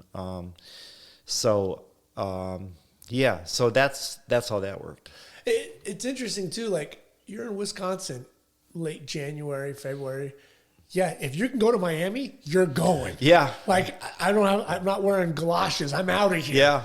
I'm gonna go get a suntan. Yeah, exactly. That's not such a bad thing. Not a bad deal. Not a bad deal. Yeah. So no one ever asks you this. What was the worst Super Bowl you shot? You personally, like your dog. Of all the ones, like which one were you like, man, I sucked? Well, one thing is the one picture you missed. Right. Brett Favre running off the field with his helmet off after his first touchdown pass, Super Bowl 32, I was shooting it for SI, and I was blocked by the team. I was on the right side of the bench. The bench blocked me. They all came out onto the field and cut your angle. And the editor thought I should have had the picture, and I had to explain. But the thing about Super Bowl is, there isn't a game next week, so it's like a wedding. Yeah, it's like you have to wait till next year to prove yourself again. Yeah. So, the ones you missed are the ones that we remember. Who got that shot? Doug Mills got it, and Tom DePace got it. Okay. Yeah, and it's been a famous picture ever since. Right. He's so young and he's running around. Yeah. He's a schoolgirl. Right. What's the best Super Bowl photo you've taken? Doug Williams. That's it. Super Bowl 22 in San Diego. Wow. Yeah. That's not a bad one to idolize that when I was a kid. Still on your wall? Why don't you? Can I have it? It's probably faded and corners are all bent up. Yeah. I just remember, and it has tape on it because like an idiot, I just taped everything. Oh, no. Well, what do you know as a kid? What do you know? I didn't think I was going to be sitting here with the photographer years later and talking about it. No. All right, so which one's the second best one? Which one after that when you go, okay, after Doug, which one do I... Yeah, that's hard. Really that's really hard to say. Because that one's just so that quintessential one, beautiful. That one stuck in my mind because I had everything I wanted in a picture. Great colors, too. Yeah. Like, even though it's like... 100 film pushed one stop. So that I think it added some color to it. I think that gave a little extra contrast, vibrancy to it. Because it's just in that San Diego shade. There's no sunlight, but there's still ambient light. Great colors. Denver colors back then were beautiful. I give you the exposure, 500 f2.8. Wow. 200 ASA. Early in the game, yeah. Slide or neg? Slide, yeah. Whoa. Probably Velvia. Velvia, yeah. If we have Velvia then yet, I think we did. 88, yeah. Is that crazy to think? We talked about earlier, like the panning, your best pannings are the ones where you screwed up. Yeah, where the dial just slides to 30th and you think you're at 500. Are there photos you wish you would have shot at 2,000th of a second that would have froze a little bit more so you don't have that film blur of 500th of a second, maybe more blades of grass frozen? Because now when we shoot, it's amazing how we can just kick up that ISO. Oh, yeah. And you're just like... Probably so. I mean, I can't specifically think of any one, but yeah, it was a compromise back then because we didn't have that kind of latitude back then. Yeah. So. Like, what did you shoot the Super Bowl? What were your exposures in LA a couple months ago? Probably 1600th at 5.6 at 4,000 ASA. And that 4,000 ASA is unbelievable. Yeah. It's stunning. You can't tell. It's better than a 200 ASA on the Velvia. Yeah. The quality is just beautiful. Yeah. Peter said the Super Bowl, the Denver-Dallas Super Bowl in New Orleans, 76, 75, whenever that was. He said it was so dark in there. He goes, my photos weren't worth crap. It's just brutal. It was almost like spotlighting. It was green. We didn't have good film, but there was like that year. I mean, do you remember that where there were some of those games where it was just like, this place is a dungeon? Yeah, technology just wasn't there. And for a magazine with the good paper we had at SI, it's like you really had to have, you couldn't have any grain or any kind of noise at all. So they used to have us use 300 F2s, which had a depth of field of less than an inch. So that separated the men from the boys. That follow focusing, that was, I mean, if you got a sharp picture with that, it really stood out. But you didn't get a lot of sharp pictures of that. Right. And then we had a transition from film, to negative film. I mean, these guys back in the 70s used to take 400 ASA film, push it 2 stops, and it would just look awful. It was all contrast. I remember the Superdome, the pictures from out of there, the contrast was just horrible in there. And if the one team wore black, one team wore white, as they often did, it was awful. Yeah, just kiss it goodbye. Yeah. So they started using negative film, which flattened it a little and gave you some extra speed. But then they couldn't figure out how they're going to file negative film. You can't just put it in a sleeve. Right. You know what are you looking gonna, at. What are you going to do with a bunch of negative film? So throw that on the light board. Good chance. Yeah. Figure out what color that is. So there was that problem, and then eventually we went to digital. But they, as far as I could tell, they fought like crazy to. A digital card can't be anywhere near as good as a roll of film. Yeah. My God. Just take a look at it. It's so small. It's small. It's flat. There's nothing there. So they were late in getting into that. Right. But digital was still pretty ugly. Those early years of digital. That's true. Oh. That's true. Yeah, I remember being next to Peter at an SI game and looking at him going, I feel bad for you. He had no choice. They were being pushed on it, and it's just like you hear him over there going clunk, clunk, clunk. Yeah. It's like, oh man. Yeah. It was a fight. Yeah. It was a real fight. When did you start moving into autofocus? When did you? I was late in getting in that because I was stubborn, and I still had some talent at follow focusing. So I was late getting into that, but I mean, eventually you get into it because it saves a lot of people's careers. Yeah.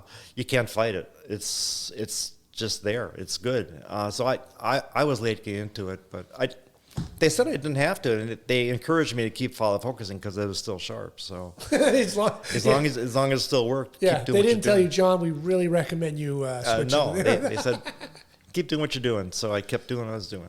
Did you feel like you were ever getting pegged into like, okay, you're the football guy or you're this? Like, did you want to do more boxing or more hockey or any other sport? No, they were giving me a wide variety of sports, actually.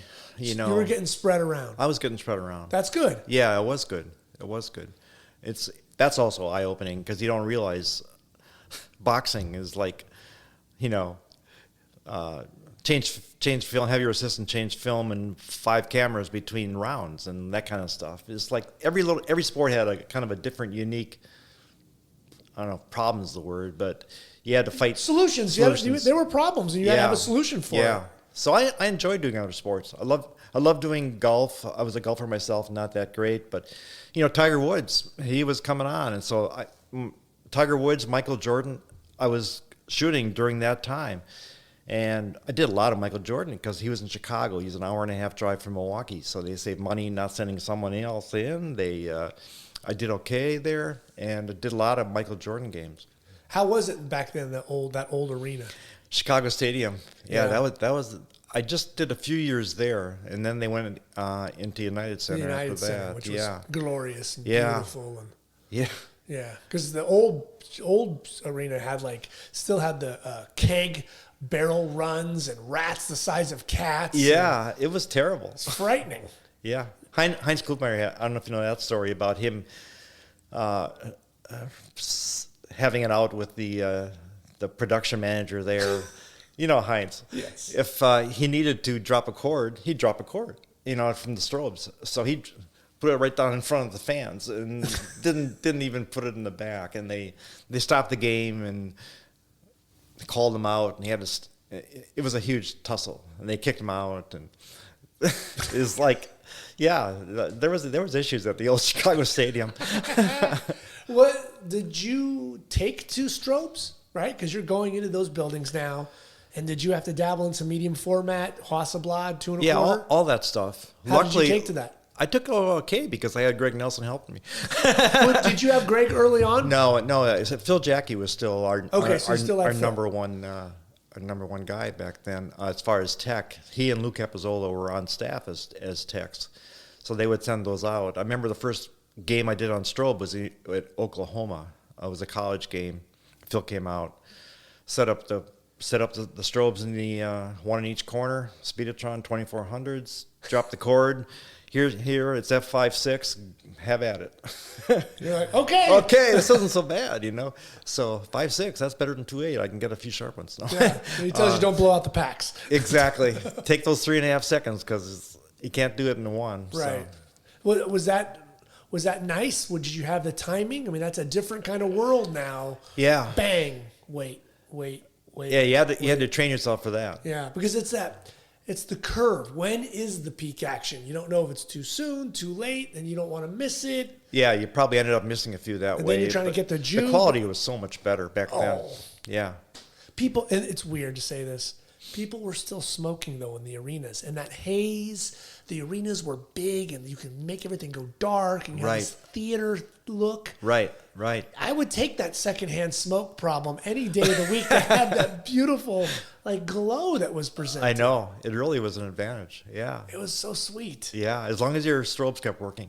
Yes, right. I remember the Michael Jordan, his last shot as a Bull, Utah. With Utah, yes. I had the cover on that, his last shot, and okay, fine. I got this picture of him shooting, nothing great. Driving back to the hotel after the game, the assistant said, by the way, one of your 4 strobes didn't go off on that shot. I was like, what? No, we don't know if it's going to be enough exposure there. They didn't tell me, of course, during the game. And, oh, no, how can that be? So it worked out okay. There was enough light from the other 3, but and it actually added a rim light to his face because the light that was not going off was back here, and it really his back. Yeah, his back right. Your back. Yeah, it didn't do much to the picture, so they were able to save it and run it the cover. So yeah, I remember that light. You could from a photographer's eye, I knew. People on the newsstand have no clue. Right. They thought you were being artsy fartsy. Right. Yeah, exactly. When did you start to then put your foot in the deep end with remotes? Because I've always loved your remote work and the way you kind of present and put your remotes, and you kind of got creative with it. Yeah, I mean, I think early on, there was this box that you attach cords to, and where's a good picture for this play or that play or this situation. And then, working for Sports Illustrated, they gave us unusual access. They let us put a camera behind the backboard and all that stuff. So you had a real advantage there. Was that kind of cool to say? I'm with Sports Illustrated, and they're like, "We'll edit whatever you want." Well, a lot of times that was the case. Right. Here's a pack of Cubans and a virgin. Do what you want. It was just you had such carte blanche. Yeah. You almost felt a little. You felt guilty, but you also were able to do it, so you didn't feel that guilty. But yeah, so there was a real advantage, especially you go into a mid-major college, and where do you want to put a camera? Do you want us to move the basket? Yeah, move the band, move anything. Well, right. Was that pretty cool though? Because you really took to the remotes. There's some pretty unbelievable stuff. Yeah, I mean it was cool because it was a place that you never saw a picture from before, and the people weren't able to get there. This was before anybody else was doing it. There were some other people at SI that did it earlier in their career. John Zimmerman did it with Will Chamberlain and blah blah blah. There was a bunch of that, but now you could do it so that you could shoot the game as well as the remotes at the same time. So you could always count on what you had in your hand, and then anything else was added benefit. Right. So your process going in, let's say a basketball game, because I've worked with you at a basketball game. I've seen the way you present yourself, but what's your process? Like, so you're going to the game. Are you thinking, I'm going to go with my 300 down court, 7200, 2470. I'm going to do an overhead, a glass. Like, did you really break it down, or did you have a formula? How did you work that process? A lot depended on the arena. If it had a catwalk, you could put a camera up there. Some arenas didn't have catwalks over the middle, so you couldn't put a camera over the basket. So let's say you're covering a Bulls-Celtics game. Well, the Bulls wouldn't let us put a camera up in the catwalk. So there's that. But was that just a union thing, or somebody screwed could up? have been. Nobody was able. I mean, it was Chicago. Like, it was Chicago. Yeah, Chicago. Right. Yeah. I don't know. Because Bill Smith's right. He's a wonderful guy. I'm sure he would have helped you out if he could. But yeah. That was probably above his pay grade. Oh, it was. Yeah. So you had to, find other places to put them. So you put them in exits where the team walked out. You put it above that spot. You'd put it. Would you walk around? Yeah. Okay. You get there real early. I mean, it's a 7:00 game. You'd get there. Oh, if you're there by noon, you're late.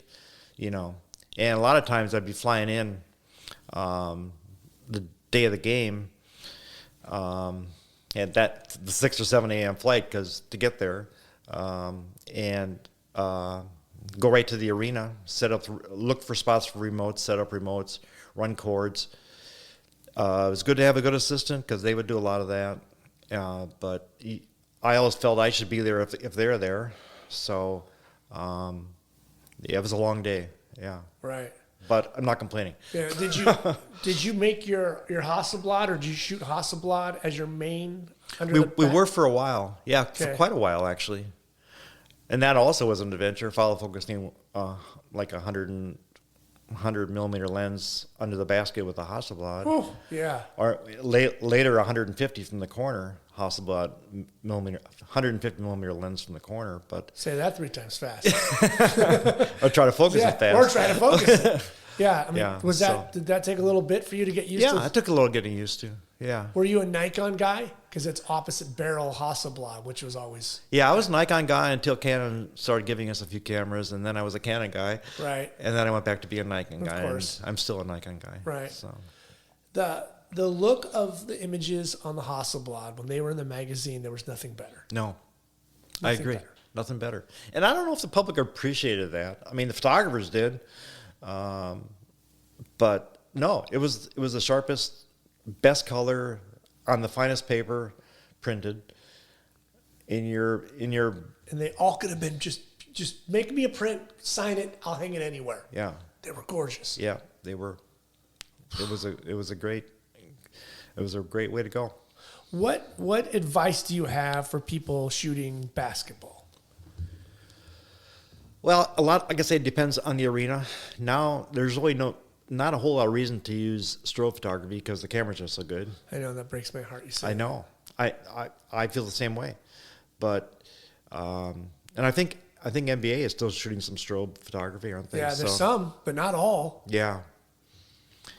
You don't miss as much, obviously, and it's just there's something about the light that's created with the strobes. There's obviously your color is going to pop. You're at 100 ISO or 200 and 7.1. But you might miss the key play. But you might miss. And they want the key play. Right. And now you're doing 20 frames a second, which that number must be insane for you to even hear. Oh, right. Compared to every 2 seconds. Right. 3 seconds. until you got new strobes. Right. Then you got 2. Unless you're John McDonough, then you get every second and a half. A second and a half-ish. Yeah, just keep going. Just have Greg up there keep resetting the pop button. So what advice do you have? What if you're not shooting on strobes? What lenses are you looking to say? Well, I think position-wise, the first spot under the basket next to the TV camera, because they always get the best spot, is probably good because you're not going to get referees in your way as much.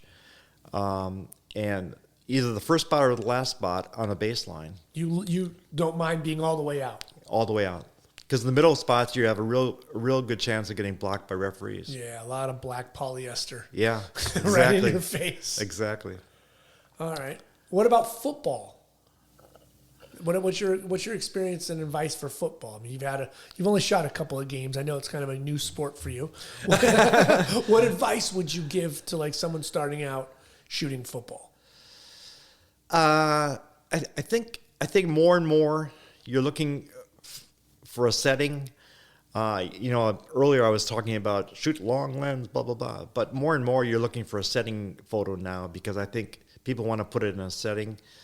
And the way you can crop pictures now, I think you have an advantage there. There's really, I don't know. I think a lot of it is limited to what the sidelines looks like. It's gotten, before COVID, it's gotten so busy now. Well, the benches are so big. Yeah. They go out.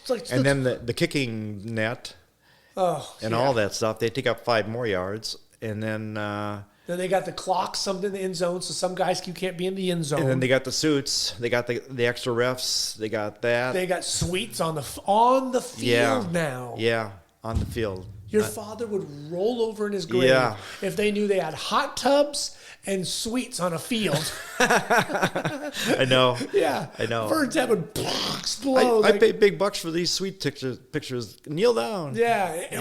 What do you mean a hot tub? Yeah, exactly. Yeah. No. I don't see your father in Jacksonville in a hot tub taking pictures. No, exactly. He must have been shocked that there was a pirate ship in Tampa Bay. Yeah. I saw that photo of the three of you. Yeah, probably so. He's probably thinking, what does this come to? Yeah, I know. What are they doing to my field? Cannons going off, winches and pirates. I'm just trying to shoot a game. We're just doing football here. Old school football. Old school football. What about golf? Golf's a tricky sport because it's not something so easy to go and practice. Like, right. It's not like you go to a junior high basketball game or something. Right. What advice do you have for golf? Because that's become very cinematic, the way they shoot golf and cover it. Yeah. Well, I mean, with the mirrorless cameras now, you can shoot during their backswing. That used to be a big problem. A lot of photographers kicked out shooting on photographers' backswings. Tiger Woods used to be awful on that. His caddy, Stevie Williams, would insist that the photographer shot on his backswing, and they may not have, but he'd still point to a photographer and say, "You shot on his backswing," and then the referee, the official would come over and he'd take you out or something. But yeah, I mean, I don't know. I think you just have to be nimble. You have to be. What lenses would you say take to golf? Yeah. Depends what tournament. I mean, the Masters. Just say regular, right? This guy's he's covering, a regular college golf. A zoom is great for golf. Okay. Semi 200. 2 to 4. 2 to 4 if you can get your hands 2 to 5. Up. I mean. Do you prefer to be in front of the golfer, behind the golfer, backlit, front lit? I think in front of them, you have a better chance at an expression after the shot or during the shot. But for instance, the Masters, that was the most fun to shoot and was the most difficult to shoot of any tournament. You had to stay in the crowd. You couldn't go in front of them. You couldn't go inside the ropes. So many rules. Yeah, but it was like the Masters. It was at a nursery. There was color everywhere. It was tradition. I look forward to that. That was one of my favorite assignments every year. The Masters. Was that your most one of the most favorite and difficult to shoot? But would you kind of put your name in? Like, I'll be back next year, right? Yeah, kind of. Hugs and kisses. It's John. Yeah. Well, they used to send pretty much the same people every year, so it was kind of it was good. We enjoyed doing it because you cracked in with John's dad, passing away. Once you shot that once you get an opener, then they consider you for the next year again. And then I think I skipped a year. Somebody else wanted to come. That's one that everybody wants to come to once, and then they find out how hard it is to shoot, and then they said, "No, you can send somebody else." That's good. I'm good. I got my one. I got all my memorabilia. I bought everything in the gift shop, so I can go home now. Whatever day rate I earned, I just sent it to the gift shop. Yeah, exactly. So do you carry a wide around your neck? Always carry a wide. Okay. Football too. I mean, that's Walter Yosa's the catch. The San Francisco Dwight Clark catch, a 50 around his neck. Ever since then, people have been carrying 50s at football games. Right. Before, I'm not sure they were. Your San Francisco Giants game in San Francisco, I think it was the last year the Niners went to the Super Bowl. Was that 13, 14? It was in San Francisco. Do you remember that game in the pouring rain? There was a few games up there that were in pouring rain. It was not that long ago. Okay. I'm blanking on what year it was. Whatever the hell that was. They played the Ravens. You only shot with a 400 and a 50. And all I heard about was like how you just killed it. You were on fire. I was with the club and we were in New York and I was in the office, talking to everybody. And then I asked if they could pull up your take. And I actually looked at through Photo Mechanic, your take. And it was unbelievable how you were absolutely slaughtering everybody there with just a 400 and a 50. Thanks. In the pouring rain. Well, in pouring rain, you got to keep it simple. The last thing you want is your front element to get wet, because then you're shot. Then that lens can't be used the rest of the game. And back then, was that still with film or was that digital? No, it was digital. Okay. It was digital. Because film was hard to change in the rain. And so, no, whenever it was raining or snowing hard, tried to just keep it simple. 2 cameras, cover it up. Make trash sure bags or whatever you trash had back bags, then. covers. Now there's covers Never that aim it look up good. towards the sky because you might get rain drops on it. Yeah, now you're worried about how you carry your gear. Yeah, that was all important. That's as important as taking the picture at that point. But it's funny because a lot of times I would send in takes and never. I mean, I'd get assignment the next Monday. They'd call and give me something else, but you never see your best pictures. I'd never see my best thing you had, or whatever it might. I mean, the best you would hope would run in the magazine, the best 2 or 3, but the rest of the take, the selects they call them, which were the 20 next best pictures, you never saw. I still haven't seen them. Right. They're still somewhere out in New York. So right, and there was always that weird thing too when you thought you should get this double truck, but the other 3 kind of either worked with the story or were more poignant, the Boston bombing or whatever it was, and kind of bumped you off. Yeah. Or some horse comes out of nowhere and wins the Preakness, and you're like, damn it, that's my slot that I should. And that photo never sees the light I of never day. took it for granted that way. Yeah, I never took it for granted. Did you ever do horse racing? I never did a horse race in my life. I never did a professional tennis match in my life. Those are the 2 things I never did. How did you miss that? Really? Yeah. Those are the only 2 things I never did. You would think one of those, no tennis at all? Yeah, no. Because you were, in the 80s and 90s, there was a lot of great tennis. Yeah, there were a lot of good tennis photographers. Women's tennis, men's tennis. Sports Illustrated, and there wasn't a lot of tennis being played in Wisconsin either. No, but especially in the winter. But you were being thrown all over the place. You were going here. Yeah, and no, there was other good tennis photographers. Right. There were other good horse racing photographers. So, fine. Did you prefer the pro game in football to college? Or did you maybe hope you were doing more college games, a Notre Dame or Air Force, Army, whatever it was? Yeah, there was a real excitement about college, both college football and college basketball. There's an excitement in the arena, in the stadium. I mean, the first time I went and did an Alabama game for Sports Illustrated in Tuscaloosa, it was like a revelation. It's like people down here take this stuff serious, and it's like, they've been camped out here in the parking lot for 5 days, and it was a real excitement, which I guess there wasn't in pro football. Was a little more. They thought of themselves a little more professional, and right? Not that kind of excitement. So that was unique. Especially down south. Yeah. They took their college football. Yeah, that was big stuff down there. Like we'd be all, our SC UCLA, not even close. No. Alabama, Auburn, Florida State back then in the 90s. Oh, yeah. Miami, Florida. Yeah. Miami, Florida State covered a lot of those games. You saw history. Yeah. There was a lot You of saw Bobby those. Bowden's heart break a lot. Yeah. Michael Irvin in college. Yeah. There was a lot of that. Did you ever see like Barry Sanders in college in Oklahoma when he was the backup? Well, who's this guy in front of him? And it's some other stud Thomas who ends up being a Buffalo. And it's just like these unbelievable stories that unfold. Did a lot of that. Yeah, there's a lot of that. I used to cover a college game every Saturday and a pro game every Sunday for 30 years. Did you ever do Army Navy? Never did that. No. That's my. I have to get that checked off my list. Really? I want to do Army Navy the worst way. Just that beautiful pageantry, and they're all dressed up, and their student body's very professional, and they're all into it, and they're committed, and the president occasionally be there, and the big flyover, and And it just looks like it'll be great. Yeah, it would. But there were a lot of good photographers in New York who would shoot it, or Al Tillmans, who lived in Philadelphia, would shoot it. Yeah, he's in Philadelphia. Yeah, so and he was a terrific photographer. Oh, absolutely. So, yeah. If you weren't a photographer, what would you have been? That's a good question. One I had never really thought of. I mean, my degree was in business.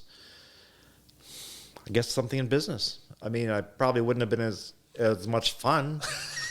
I probably would have made a lot more money, but not nearly the stories. No, I wouldn't have had the stories. You'd have been some mid-level manager at 3M or DuPont Right. or something. And Never had to get out of Vince Lombardi's way. yeah, Vince would have torn you a new one. We mentioned it before we hit the record button. It's the most difficult sports, in the days, and in that first day of college basketball during the tournament. Yeah. Those 4 games in a day. 4 games in a day. Ooh. Yeah. And anything can happen. Like, how many of those did you cover, and how many of those did you just grind through? Yeah, I probably covered 15 or 20 years of that. Oh, that's dog years. Yeah, because you're setting remotes, you're putting, especially with film, well, even with digital. I'm not complaining. I didn't turn them down, but you'd have to get there early, set up all these remotes, make sure film's in every one, test all the remotes. After you have 4 games. You have to be sharp with your handheld for all 4 games, especially when you're doing manual focus. And then after each game, you had to unload the remotes. You'd meet somebody at the door to ship the film on the next plane, blah, blah, blah. And they weren't always in great places. They were kind of like, Salt Lake, Utah, or, Boise State or New Mexico State. They weren't always in big, glorious arenas. No, the first round, they often put in smaller locations. Yeah. To introduce it to the rest of the country. Right. A university would get a bid, Right. and they would end up being someplace. So the first game, at least, well, let's say Milwaukee, they had some there. I did it there. The first game was at 11 o'clock Thursday morning. You get there at 7. As soon as they open the door to the arena, run in. You set up your strobes the day before, or your assistant and you would set up your strobes. Go in, you may have even put some remotes in the day before, although that wasn't always the case either. Sometimes I had to put them in then. Mm-hmm. Put film, check exposure, all that. The game starts at 11. 2-hour game. The good thing about college basketball is it's a 2-hour game. Right. Unlike football, college football is a 3.5-hour game. And it's over in 2 hours. There's a half hour between until the next game. You had to get all your film out of your remotes. You had to double check that, get all your equipment ready. And when we were doing digital, we were transmitting from the arenas. You had to transmit between games. You had an assistant doing that often, but you also had to double check on that. Right. So it was an intense day from 7 in the morning until past midnight. I mean, it was a long day. And by the 4th game, I was telling people, by the second half of the 4th game, the last game, I was pre-focusing on the front of the rim and hoping that something happened. Yeah, you're on autopilot. And generally, that's where something important happening. So a tip in a dunk or something. Right, because really that first day, it's kind of like you're just trying to make sure there's not an upset. Right. Right. Upsets were big. Right. You didn't want 15 to upset 2. Right. And so you're just trying to cover that, and whatever maybe outstanding photo you get, great. Because other than that, the magazine's not going to use any of that stuff. No, because by the time the next 2 days or 2 days later are the finals of that particular. Right. 32 now we're playing. And right. to get to the Sweet 16, now it becomes important. Yeah. So it was for a gallery when they were running galleries. Right. So at least on digital, on film, we would. Yeah, it's funny. Even the Final Four, the first day of the Final Four, never ran. It was always the final game. How many great Final Four day 1 photos did you take that never? It was funny because you're more relaxed that day because you know nothing's going to run. So you make your best pictures that day. Isn't that weird? Yeah. It is. You're like, oh, you're not tensed up. Yeah, you're like, oh, I shot all this stuff and it never seems. You're having fun. You're having fun shooting this game. I mean, as great as you're on Mount Rushmore. You said that you would get nervous, you would get tensed up, you would get a little butterfly. I think it helped you. I think it helped you. And I'm not sure if tense is the right word. You in your mind, you double check everything. Yeah. Fresh batteries. Best batteries, exposures, correct. The cards in, all that. Yeah. Yeah. Were you cognizant of how big some of the events you covered were, like Final Four, or did it start to become like that's another basketball game? I think you tried to make it another basketball game because I think that relaxed you a little bit. But yeah, I mean, you couldn't get awed by it because then you're going to screw up. Right, you didn't go off to the side, throw up your breakfast from the Marriott. Never throw up before a game. It's like, oh, I never cried before a game like Scotty Scheffler did at the Masters. Right, exactly. So, did you do much portraiture work? I did hardly any portraiture work. Did you want to do more and just never kind of fell into your? I never really did, no. And I wasn't any good at it. Okay. And they said, if you're not good at it, keep doing what you're good at. Because Right, we have other people who can do portraiture. Yeah. I said, fine, let them do it. I just never took to it. And I think a lot of that is from growing up. I never did a lot of it. Right. So if you're not used to it in an early age, it's kind of tough. 20 years later, I'll pick it up. Yeah. No, I never. Did you ever want to do like day in a life's? Maybe like a more photographic photojournalism? Yeah, that's photojournalism. I did plenty of that at the Milwaukee Journal. But did you ever do like the day in the life of Bobby Knight or Coach K or, No, I think we had other people that wanted, to do that more. People that had ins with them. Rich Clarkson with Bobby Knight. Right. Bill Frakes had ins with University of Miami players. Russell Maryland and those guys. Right. So there were other people. I think it's important to have an in with them. You have a real advantage. But Sports Illustrated had a real advantage in that regard too. They were able to do those kind of things. And they had a pool of talent to pick from and say like, okay, we're going to give Walter this portrait. We're going to send you off to go do a college game. And Walter knew all these athletes. I mean, he and Jordan were like that. So why send somebody else? It'd be crazy. Jordan wouldn't have responded as well. He wouldn't have been as relaxed. And being relaxed, I think, is the key part. My only thought was, I wonder if there would be a fresh perspective on it, where if Walter goes, maybe there's almost too buddy comfortable, and then with you, there's kind of like, no, this is what I'm trying to do. Sometimes that kind of works. You get too comfortable with the subject. I can see that, but I think most athletes want to feel comfortable. Most star athletes. They do, because they're not professional models. Right. And that's what we forget. Jordan's an unbelievable basketball player, but he's not Cindy Crawford. He's not a professional model. Right. And so there is a difference. Being comfortable with an athlete, I think, is really important. Oh, yeah. Where did you, and maybe your dad gave you this knack, I don't know, but where did you get the knack of the coach being lifted on his shoulders photo? You are so good at that. You got Lou Holtz doing that. You got John Madden doing that, which are two absolutely different body types. Lou Holtz, I can fit in my Peloton case. And dear John was the size of a refrigerator. Yeah, you just have to anticipate that's going to happen and fight for the spot. Some people are better than me at it. I mean, Al Tillman is there the minute the whistle goes. He's in the frame. You can see him on TV being right in front of it. Yeah, he moves like an elite athlete when it's out there. But that one of John when they beat Minnesota, that black and white one. John Madden? Yeah, that's precious. Yeah, thanks. See, I was in a good spot for that one. And he looks into the sun. Oh, yeah. Like that almost looks like you. That was at the Rose Bowl. Yeah, like you set it up. John, look here, look up, smile. He was doing that. Yeah. And they gave us great access there. A lot depends on how much access they'll give you before the whistle, at the end of the game whistle. You inch in, and sometimes they let you in, sometimes they don't. So have you noticed over your 56 how those things have contrasted and gotten smaller and smaller? Well, yeah, because it's gotten so out of hand. I mean, there was a point, I don't know, early 50s, where it was getting dangerous out there. It really was, not only with photographers, but family members and office help, and everybody was on the field, and you could hardly breathe. And it was getting dangerous. And the NFL recognized that, and they cut way back. This year, there were a lot less photographers allowed on the field. And I think that's probably going to be a trend they're going to continue. Oh, so, yeah.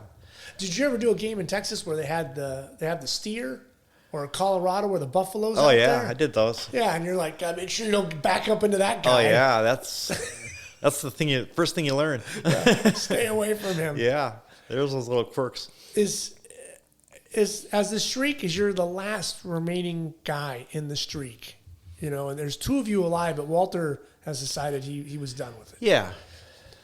Do you look back at this now and go, I can't believe this ride? Well, yeah, it's high risk. What if you got sick the day of the game? Right. Or what if bad Mexican food? there was a few other times. There was a Super Bowl in New Orleans. I was shooting for the magazine. Again, New Orleans. Yeah, it's got to be New Orleans. Milwaukee was snowed in that week. So how do I get to That New Orleans? week? Yeah, for like 3 days when I was supposed to fly out. So my Thursday flight, my Friday flight were canceled. How do you get down there? The picture editor suggested, how about to check the train? So I checked the train. Yeah, you can get there on the train. Luckily, on Friday, the airport opened up, or Saturday. It may have been Saturday. I was able to fly down. But there's a few high-risk places there that you could have missed one, and it all worked out. Have you ever thought about when it ends? Yeah, it's going to end at some point. I tell people I'd like to get to 60. I mean, I'm only going to be 75 when I'm 60. So, and the NFL has been great about continuing this. After I stopped shooting for SI at Super Bowl 50, I contacted NFL media, Mike Signora, who's the VP out there, and I said, I'd like to continue doing this. And he said, let me check. So he checked with Ben Leibenberg of NFL media, NFL Photos, and Ben welcomed me into his group, and he's been great. That's been a real good connection. Yeah, Ben's fantastic. Yeah, I had him great. on, and he said he will have you on until you decide you That's don't what he want tells. it. That's what he tells me, and he brings my wife Deb along too as a runner. So she, yeah, no, it's. I mean, she's helped me. Has been an assistant of mine since the 1998 U.S. Open at Olympic in San Francisco. She has a story to tell too. She. I don't know how much time you have. We got all day, John. We got what's for dinner? Yeah. Oh yeah, there's dinner. But yeah, so she, she wanted to be a photographer. Her father said, "No, you can't be a photographer. I don't want any starving artists. You have to go to business school." Okay, I'm doing photography as a hobby. So she took to photography. Decided she started working with Steve Lepovsky at the Celtics, and approached him and said, I'm a photographer. What can I do to help here? Is there anything I can do?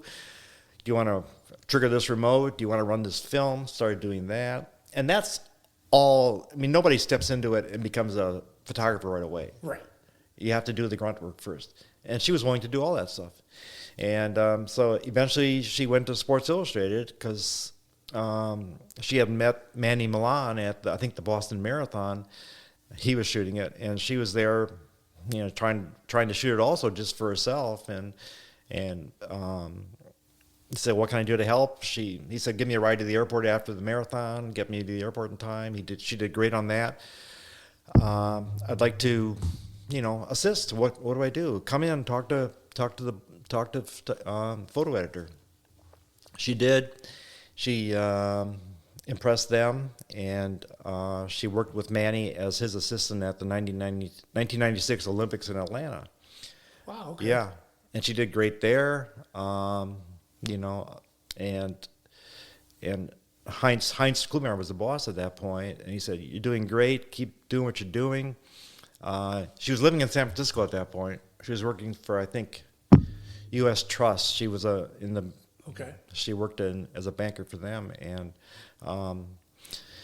she assisted me at the 1996 U.S. Open at the Olympic Club in San Francisco, and she did great. Heinz suggested she work with me. She did great. So anytime I had an assignment from then on in the West Coast anywhere, she would be my assistant. Huh. Yeah. So we worked well together. And after I took the buyout in 2012, we worked at the same club, at the Olympic Club, U.S. Open. I called her and we started dating, and I moved out here. Wow. Yeah. Thank God Greg Nelson didn't look good in heels. Oh, maybe he does. I don't know. Wow. Yeah. Are you just trying to have a Hallmark special? So that worked out good too. Yeah, damn right it did. That's fantastic. Yeah, I sure did. Yeah, your girlfriend wants to be a photographer, becomes an assistant, and becomes your wife. That's perfect. Yeah, it's perfect. Absolutely perfect. How were those 10 Olympics that you covered, after they threw you into the snow pit and you go on? What Olympics stand out for you? Because everybody kind of thinks that's the pinnacle. That's the top. But for you having this streak, the Super Bowl, some people would give up an Olympic for a Super Bowl. Yeah, Olympics, Winter Olympics, I think, are the hardest thing you can cover. Yeah. You have to carry so much gear, all the clothes. Especially if you're outside. If you're on the mountain, it's brutal. Oh, it's brutal. Yeah, and it's a long day. I mean, there again, working for Sports Illustrated, we had an advantage. We had better parking. We had drivers. We had things like that. Logistics were taken care of. For some of it. Right. Yeah, for some of the Olympics. If you were Gary at the Gazette, you don't get that. Oh, yeah. Yeah, I mean, those guys had to run to catch a bus 4 hours before the event to get a spot at the right spot near where they wanted to be. When you're with SI, you're covering an event. When you're Gary, you're covering 5. You're a community photographer all of a sudden, covering 5 things. That's difficult. Right. Those guys really work, and they do a great job. And I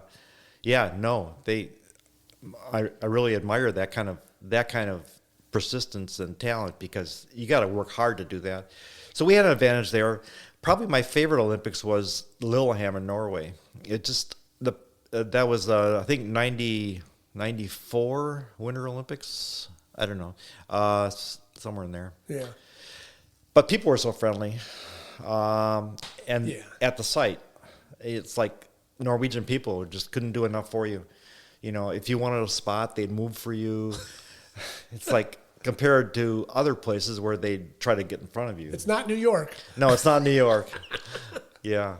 But each Olympics was different. I mean, I did 5 winter, 5 summer, and they got me around the world. I mean, Albertville, Norway I did Beijing, I did Athens, I did London, did Nagano, Japan. It was a great time. Great experience traveling that way. Even though it was a long day, it was difficult to do, but there's no complaints here. Right. Right. Were you noticing, right, because we were talking about you leave to freelance at 35, you're working for SI in your 40s and 50s. Was there a point you felt you were peaking? You got, at SI, okay, 2000 what, or 99, what, you're at the pinnacle of the best photography you were making? Yeah, you don't feel physically, you're great. Yeah. Your eye-hand coordination, long days don't bother you. Yeah, I think there isn't a specific day when you say I've had enough, but at some point you say, haven't I done this enough already? Right. And that's what happened in 2012. They were offering buyouts, and I was 62 at that point, and in my mind, I'm thinking, there was 2 reasons why I took the buyout. I'm thinking back to the Milwaukee Journal days when I see photographers who are in their early 60s becoming grumpy. I don't want to be that. And I'm saying, with autofocus now, photographers can keep doing this till they're 80. It's not fair to young photographers. It's not fair. Mm-hmm. I mean, there's no way for them to get in. I think that's not right. So why don't I move away? Peter did the same thing, and we each took buyouts, and I'm happy for it. Right. That takes a very special person to think of the youth, the kids coming up that I want a spot for them, or I want a chance for them to have these moments made. Yeah, thank you. That's how I was thinking, but also I was getting a little. I mean, I've just done 24 Masters. What can I do different than the next one? So there's that and there's that. Right. Right. Yeah. So you get a little tired of it. Yeah. And isn't it funny? Like if someone would have told you at 35, you're going to get tired of this. You're like, not a chance. No, this is the greatest job. This is the greatest thing job in the world. ever. Sports, photography, I can't travel wait the to do world. Oklahoma, Texas. I want to do it all year. Yeah. And then you're like, oh God, they're sending me to Oklahoma and Texas again. Yeah. Well, I think the winter in Wisconsin with all the snow and the canceled flights, that 6 a.m. flights eventually got to me. So. Yeah. Was there any point did you think like, okay, I'm out of Wisconsin. I'm going to move to Texas or somewhere else where I don't have to deal with the No, I flight? had ties in Wisconsin. I really Family was still yeah, there. Yeah. And then when I started dating Deb, it was like, she sent me these pictures from out here. It's like, it doesn't look so bad out there. Maybe I should consider moving to California. Deb, you're damn cute in the sun. It's January and you don't have snow? What's Do you want a going on picture of me about the washes? Yeah. Love and sun can go a long way, John. I found that out. How was when your dad steps away and Jim takes over? How was that in the family? Did you ever think like, I would like to be a sideline photographer? Or was that something like Jim was going to do and you never wanted to be a team photographer? Yeah, I never wanted to be a team photographer. I never wanted to have, and even when I'm doing, I never wanted to have to, I didn't want to root for a team that I was covering.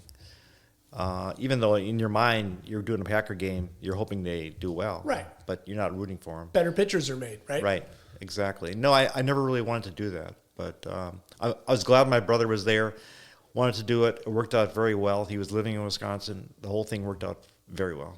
Right, because it's a grind. Like, for your dad to put in all those years with the same club, between people, management, players, coaches, losing, not winning. even living in the town where you're team photographer. I mean, they would have a game in California on Monday, and the Packers, some of that time, were popular. They'd be on Monday night. He'd get back to Green Bay on the team plane at 4 in the morning, 5 in the morning, drive home to Port Washington, which was an hour and a half, 2 hours away, go to the store where he's managing that day, work that day,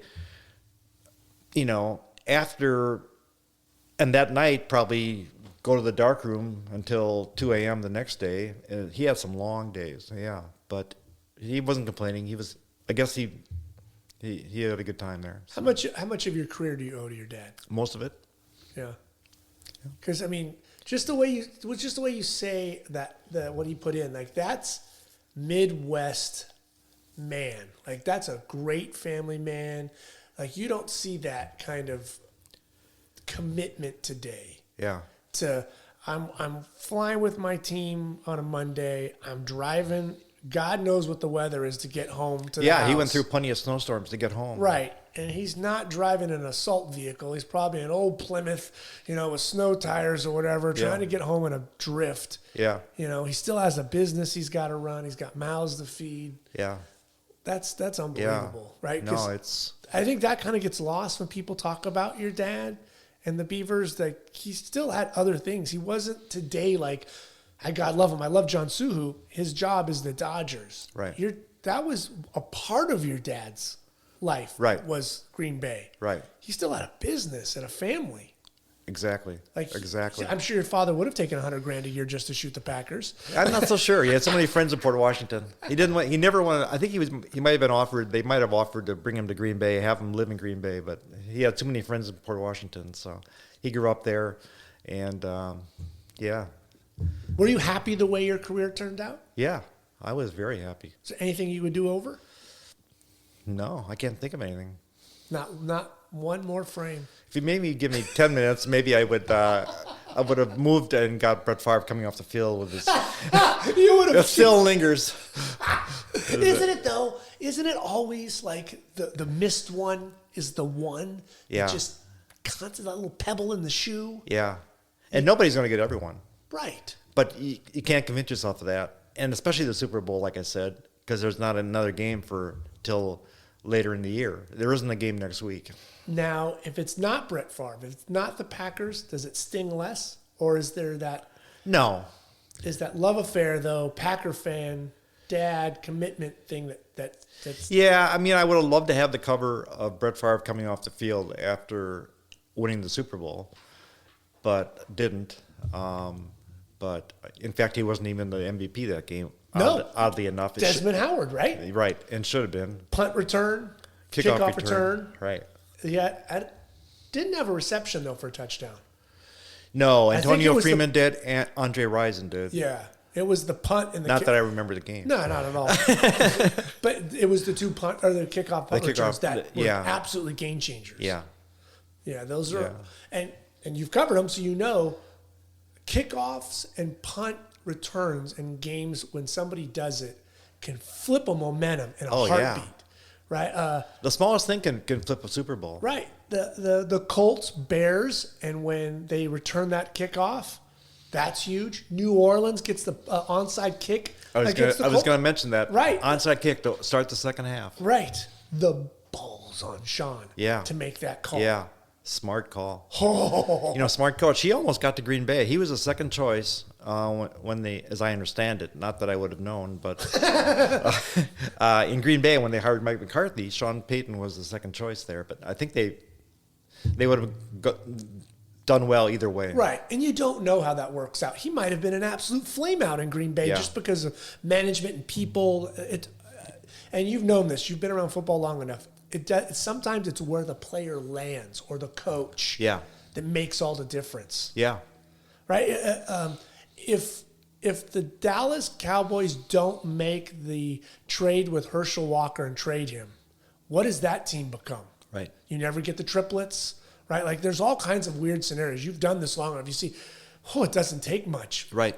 What if Drew doesn't get hurt and Tom never plays? Right. Tom sits on the bench for 4 or 5 years. Like he did in Michigan. Michigan, right? Because the Pats were rolling when Drew was playing. Yeah. It's a weird injuries that you've seen that can affect the whole thing. Yep. Location is everything for all athletes. All right, I want to end it with this, and I want your honest opinion. I am a huge Sterling Sharp, right, wide receiver for the Packers. Huge fan of his. I loved the way he played, his build. He was like the stud, and I always said, if you flipped him and Jerry Rice, like his Sterling's career would have been different because when he was with the Packers, they didn't have a great quarterback.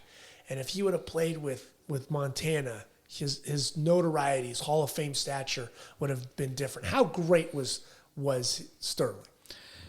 He was outstanding. And like you say, he was hidden in Green Bay. I think Jerry Rice might have been a little better, frankly. Right. But the thing about Sharp is he was very distant with the press, so he didn't get a lot of good press. And that means a lot. And I'm sure Jerry Rice was much better with the press. Right. Is that a Milwaukee thing? Kareem was like that too. Yeah, that's a Wisconsin thing. People, you guys are so sweet. They come Hey, I know. It's hug like a cow, they want the big city though. They're not getting it in Milwaukee or Green Bay. So I always just thought, man, that guy was a stud. Yeah, an absolute stud. Yeah, you could count on him. Who was the quarterback? Dan Magic or Dan? They call Don Mikowski. Don Mikowski. They called him Magic Man. Yeah, right. He had a couple good years there. Yeah, but he wasn't Montana, so I was like, if you just give him Montana, I guess we'll never know on that one. I figured if there was the person to ask, it was either you or Jim because your father wasn't alive. No, we can't give you any kind of answer. Sorry. Damn it. All right. Well, Jerry Rice still is probably the best player in the NFL. Yeah, he probably is, and it's probably one of the better ones I covered. Well, okay. Who was the best you covered? Photographically for you. Oh, photographically or the best I think is the best ever. We cheat that, right? Because like you might shoot Jordan and be like, yeah, but I made better pictures of. You couldn't beat Jordan. Every time you went to a game, you'd see him do something different you hadn't seen before. Wow. Yeah. And how many players could you say that about in any sport? Yeah, see, I shot him at the end. Yeah. So I didn't get him in those 80s. No. It was unbelievable. Early 90s when he was. It was just unbelievable. Would that get your heart racing when you knew you had that assignment? Yeah. Those are good. Those are good assignments. It was a long day again. Drive to Chicago, hour and a half, set up remotes, fight Chicago traffic, blah, blah, blah. But boy, you'd see something you never saw before. So there you go. That's all you can ask. I can't thank you enough. You very are welcome. an absolute gentleman. You are a wonderful human being. There needs to be more photographers like you. If there's Mount Rushmore, you're on it, my friend. Thank you very much. I'm not sure I deserve that, Oh, but come on. Come on. Doug Williams, right there in my room. Just off. I can close my eyes right now and see where my desk was with the bunk bed, and it was to the right. It's not there anymore? You took it down? Well, my parents moved. And so my wife would think I was that was going to ask you to take a picture of it on your phone. My wife would think that was a little weird why I have an old faded double truck side cover in our room. People might ask about that Yeah. one. Oh, So. I'm a big Redskins fan, honey. Don't worry about it. Thank you so much, Oh, you're John. very welcome. I enjoyed it. It This was fun has to been do. an absolute pleasure Fun to do. to walk down memory lane and like pick your brain and know you and your family and everything you did and the images that you made. It's been an absolute blessing. I enjoyed it. I'll be happy I did it. Thank you very much. Let's do it at 60. Okay. Yeah. 60. So we got 4 more years, right? Or 3 And more. maybe 70? No, Well, I'm only it's doing. up to you. It's up to No, it's up to the NFL to give me a pass. It's up That's to what it Deb is. if she wants to keep running your card. That might be the hard one to convince. Thank you, John. Thank you very much. Thank you for listening to the Just a Good Conversation podcast with John Biever. Please click the like button if you enjoyed the episode. Thank you for listening to the Just a Good Conversation podcast with John Biever. Please click the like button if you enjoyed the episode. Become a subscriber to the show. Please leave a review if you enjoyed what you heard. And remember to follow the Just a Good Conversation podcast on Instagram. And you can find all of our past shows on the website, justagoodconversation.com. Thank you for listening.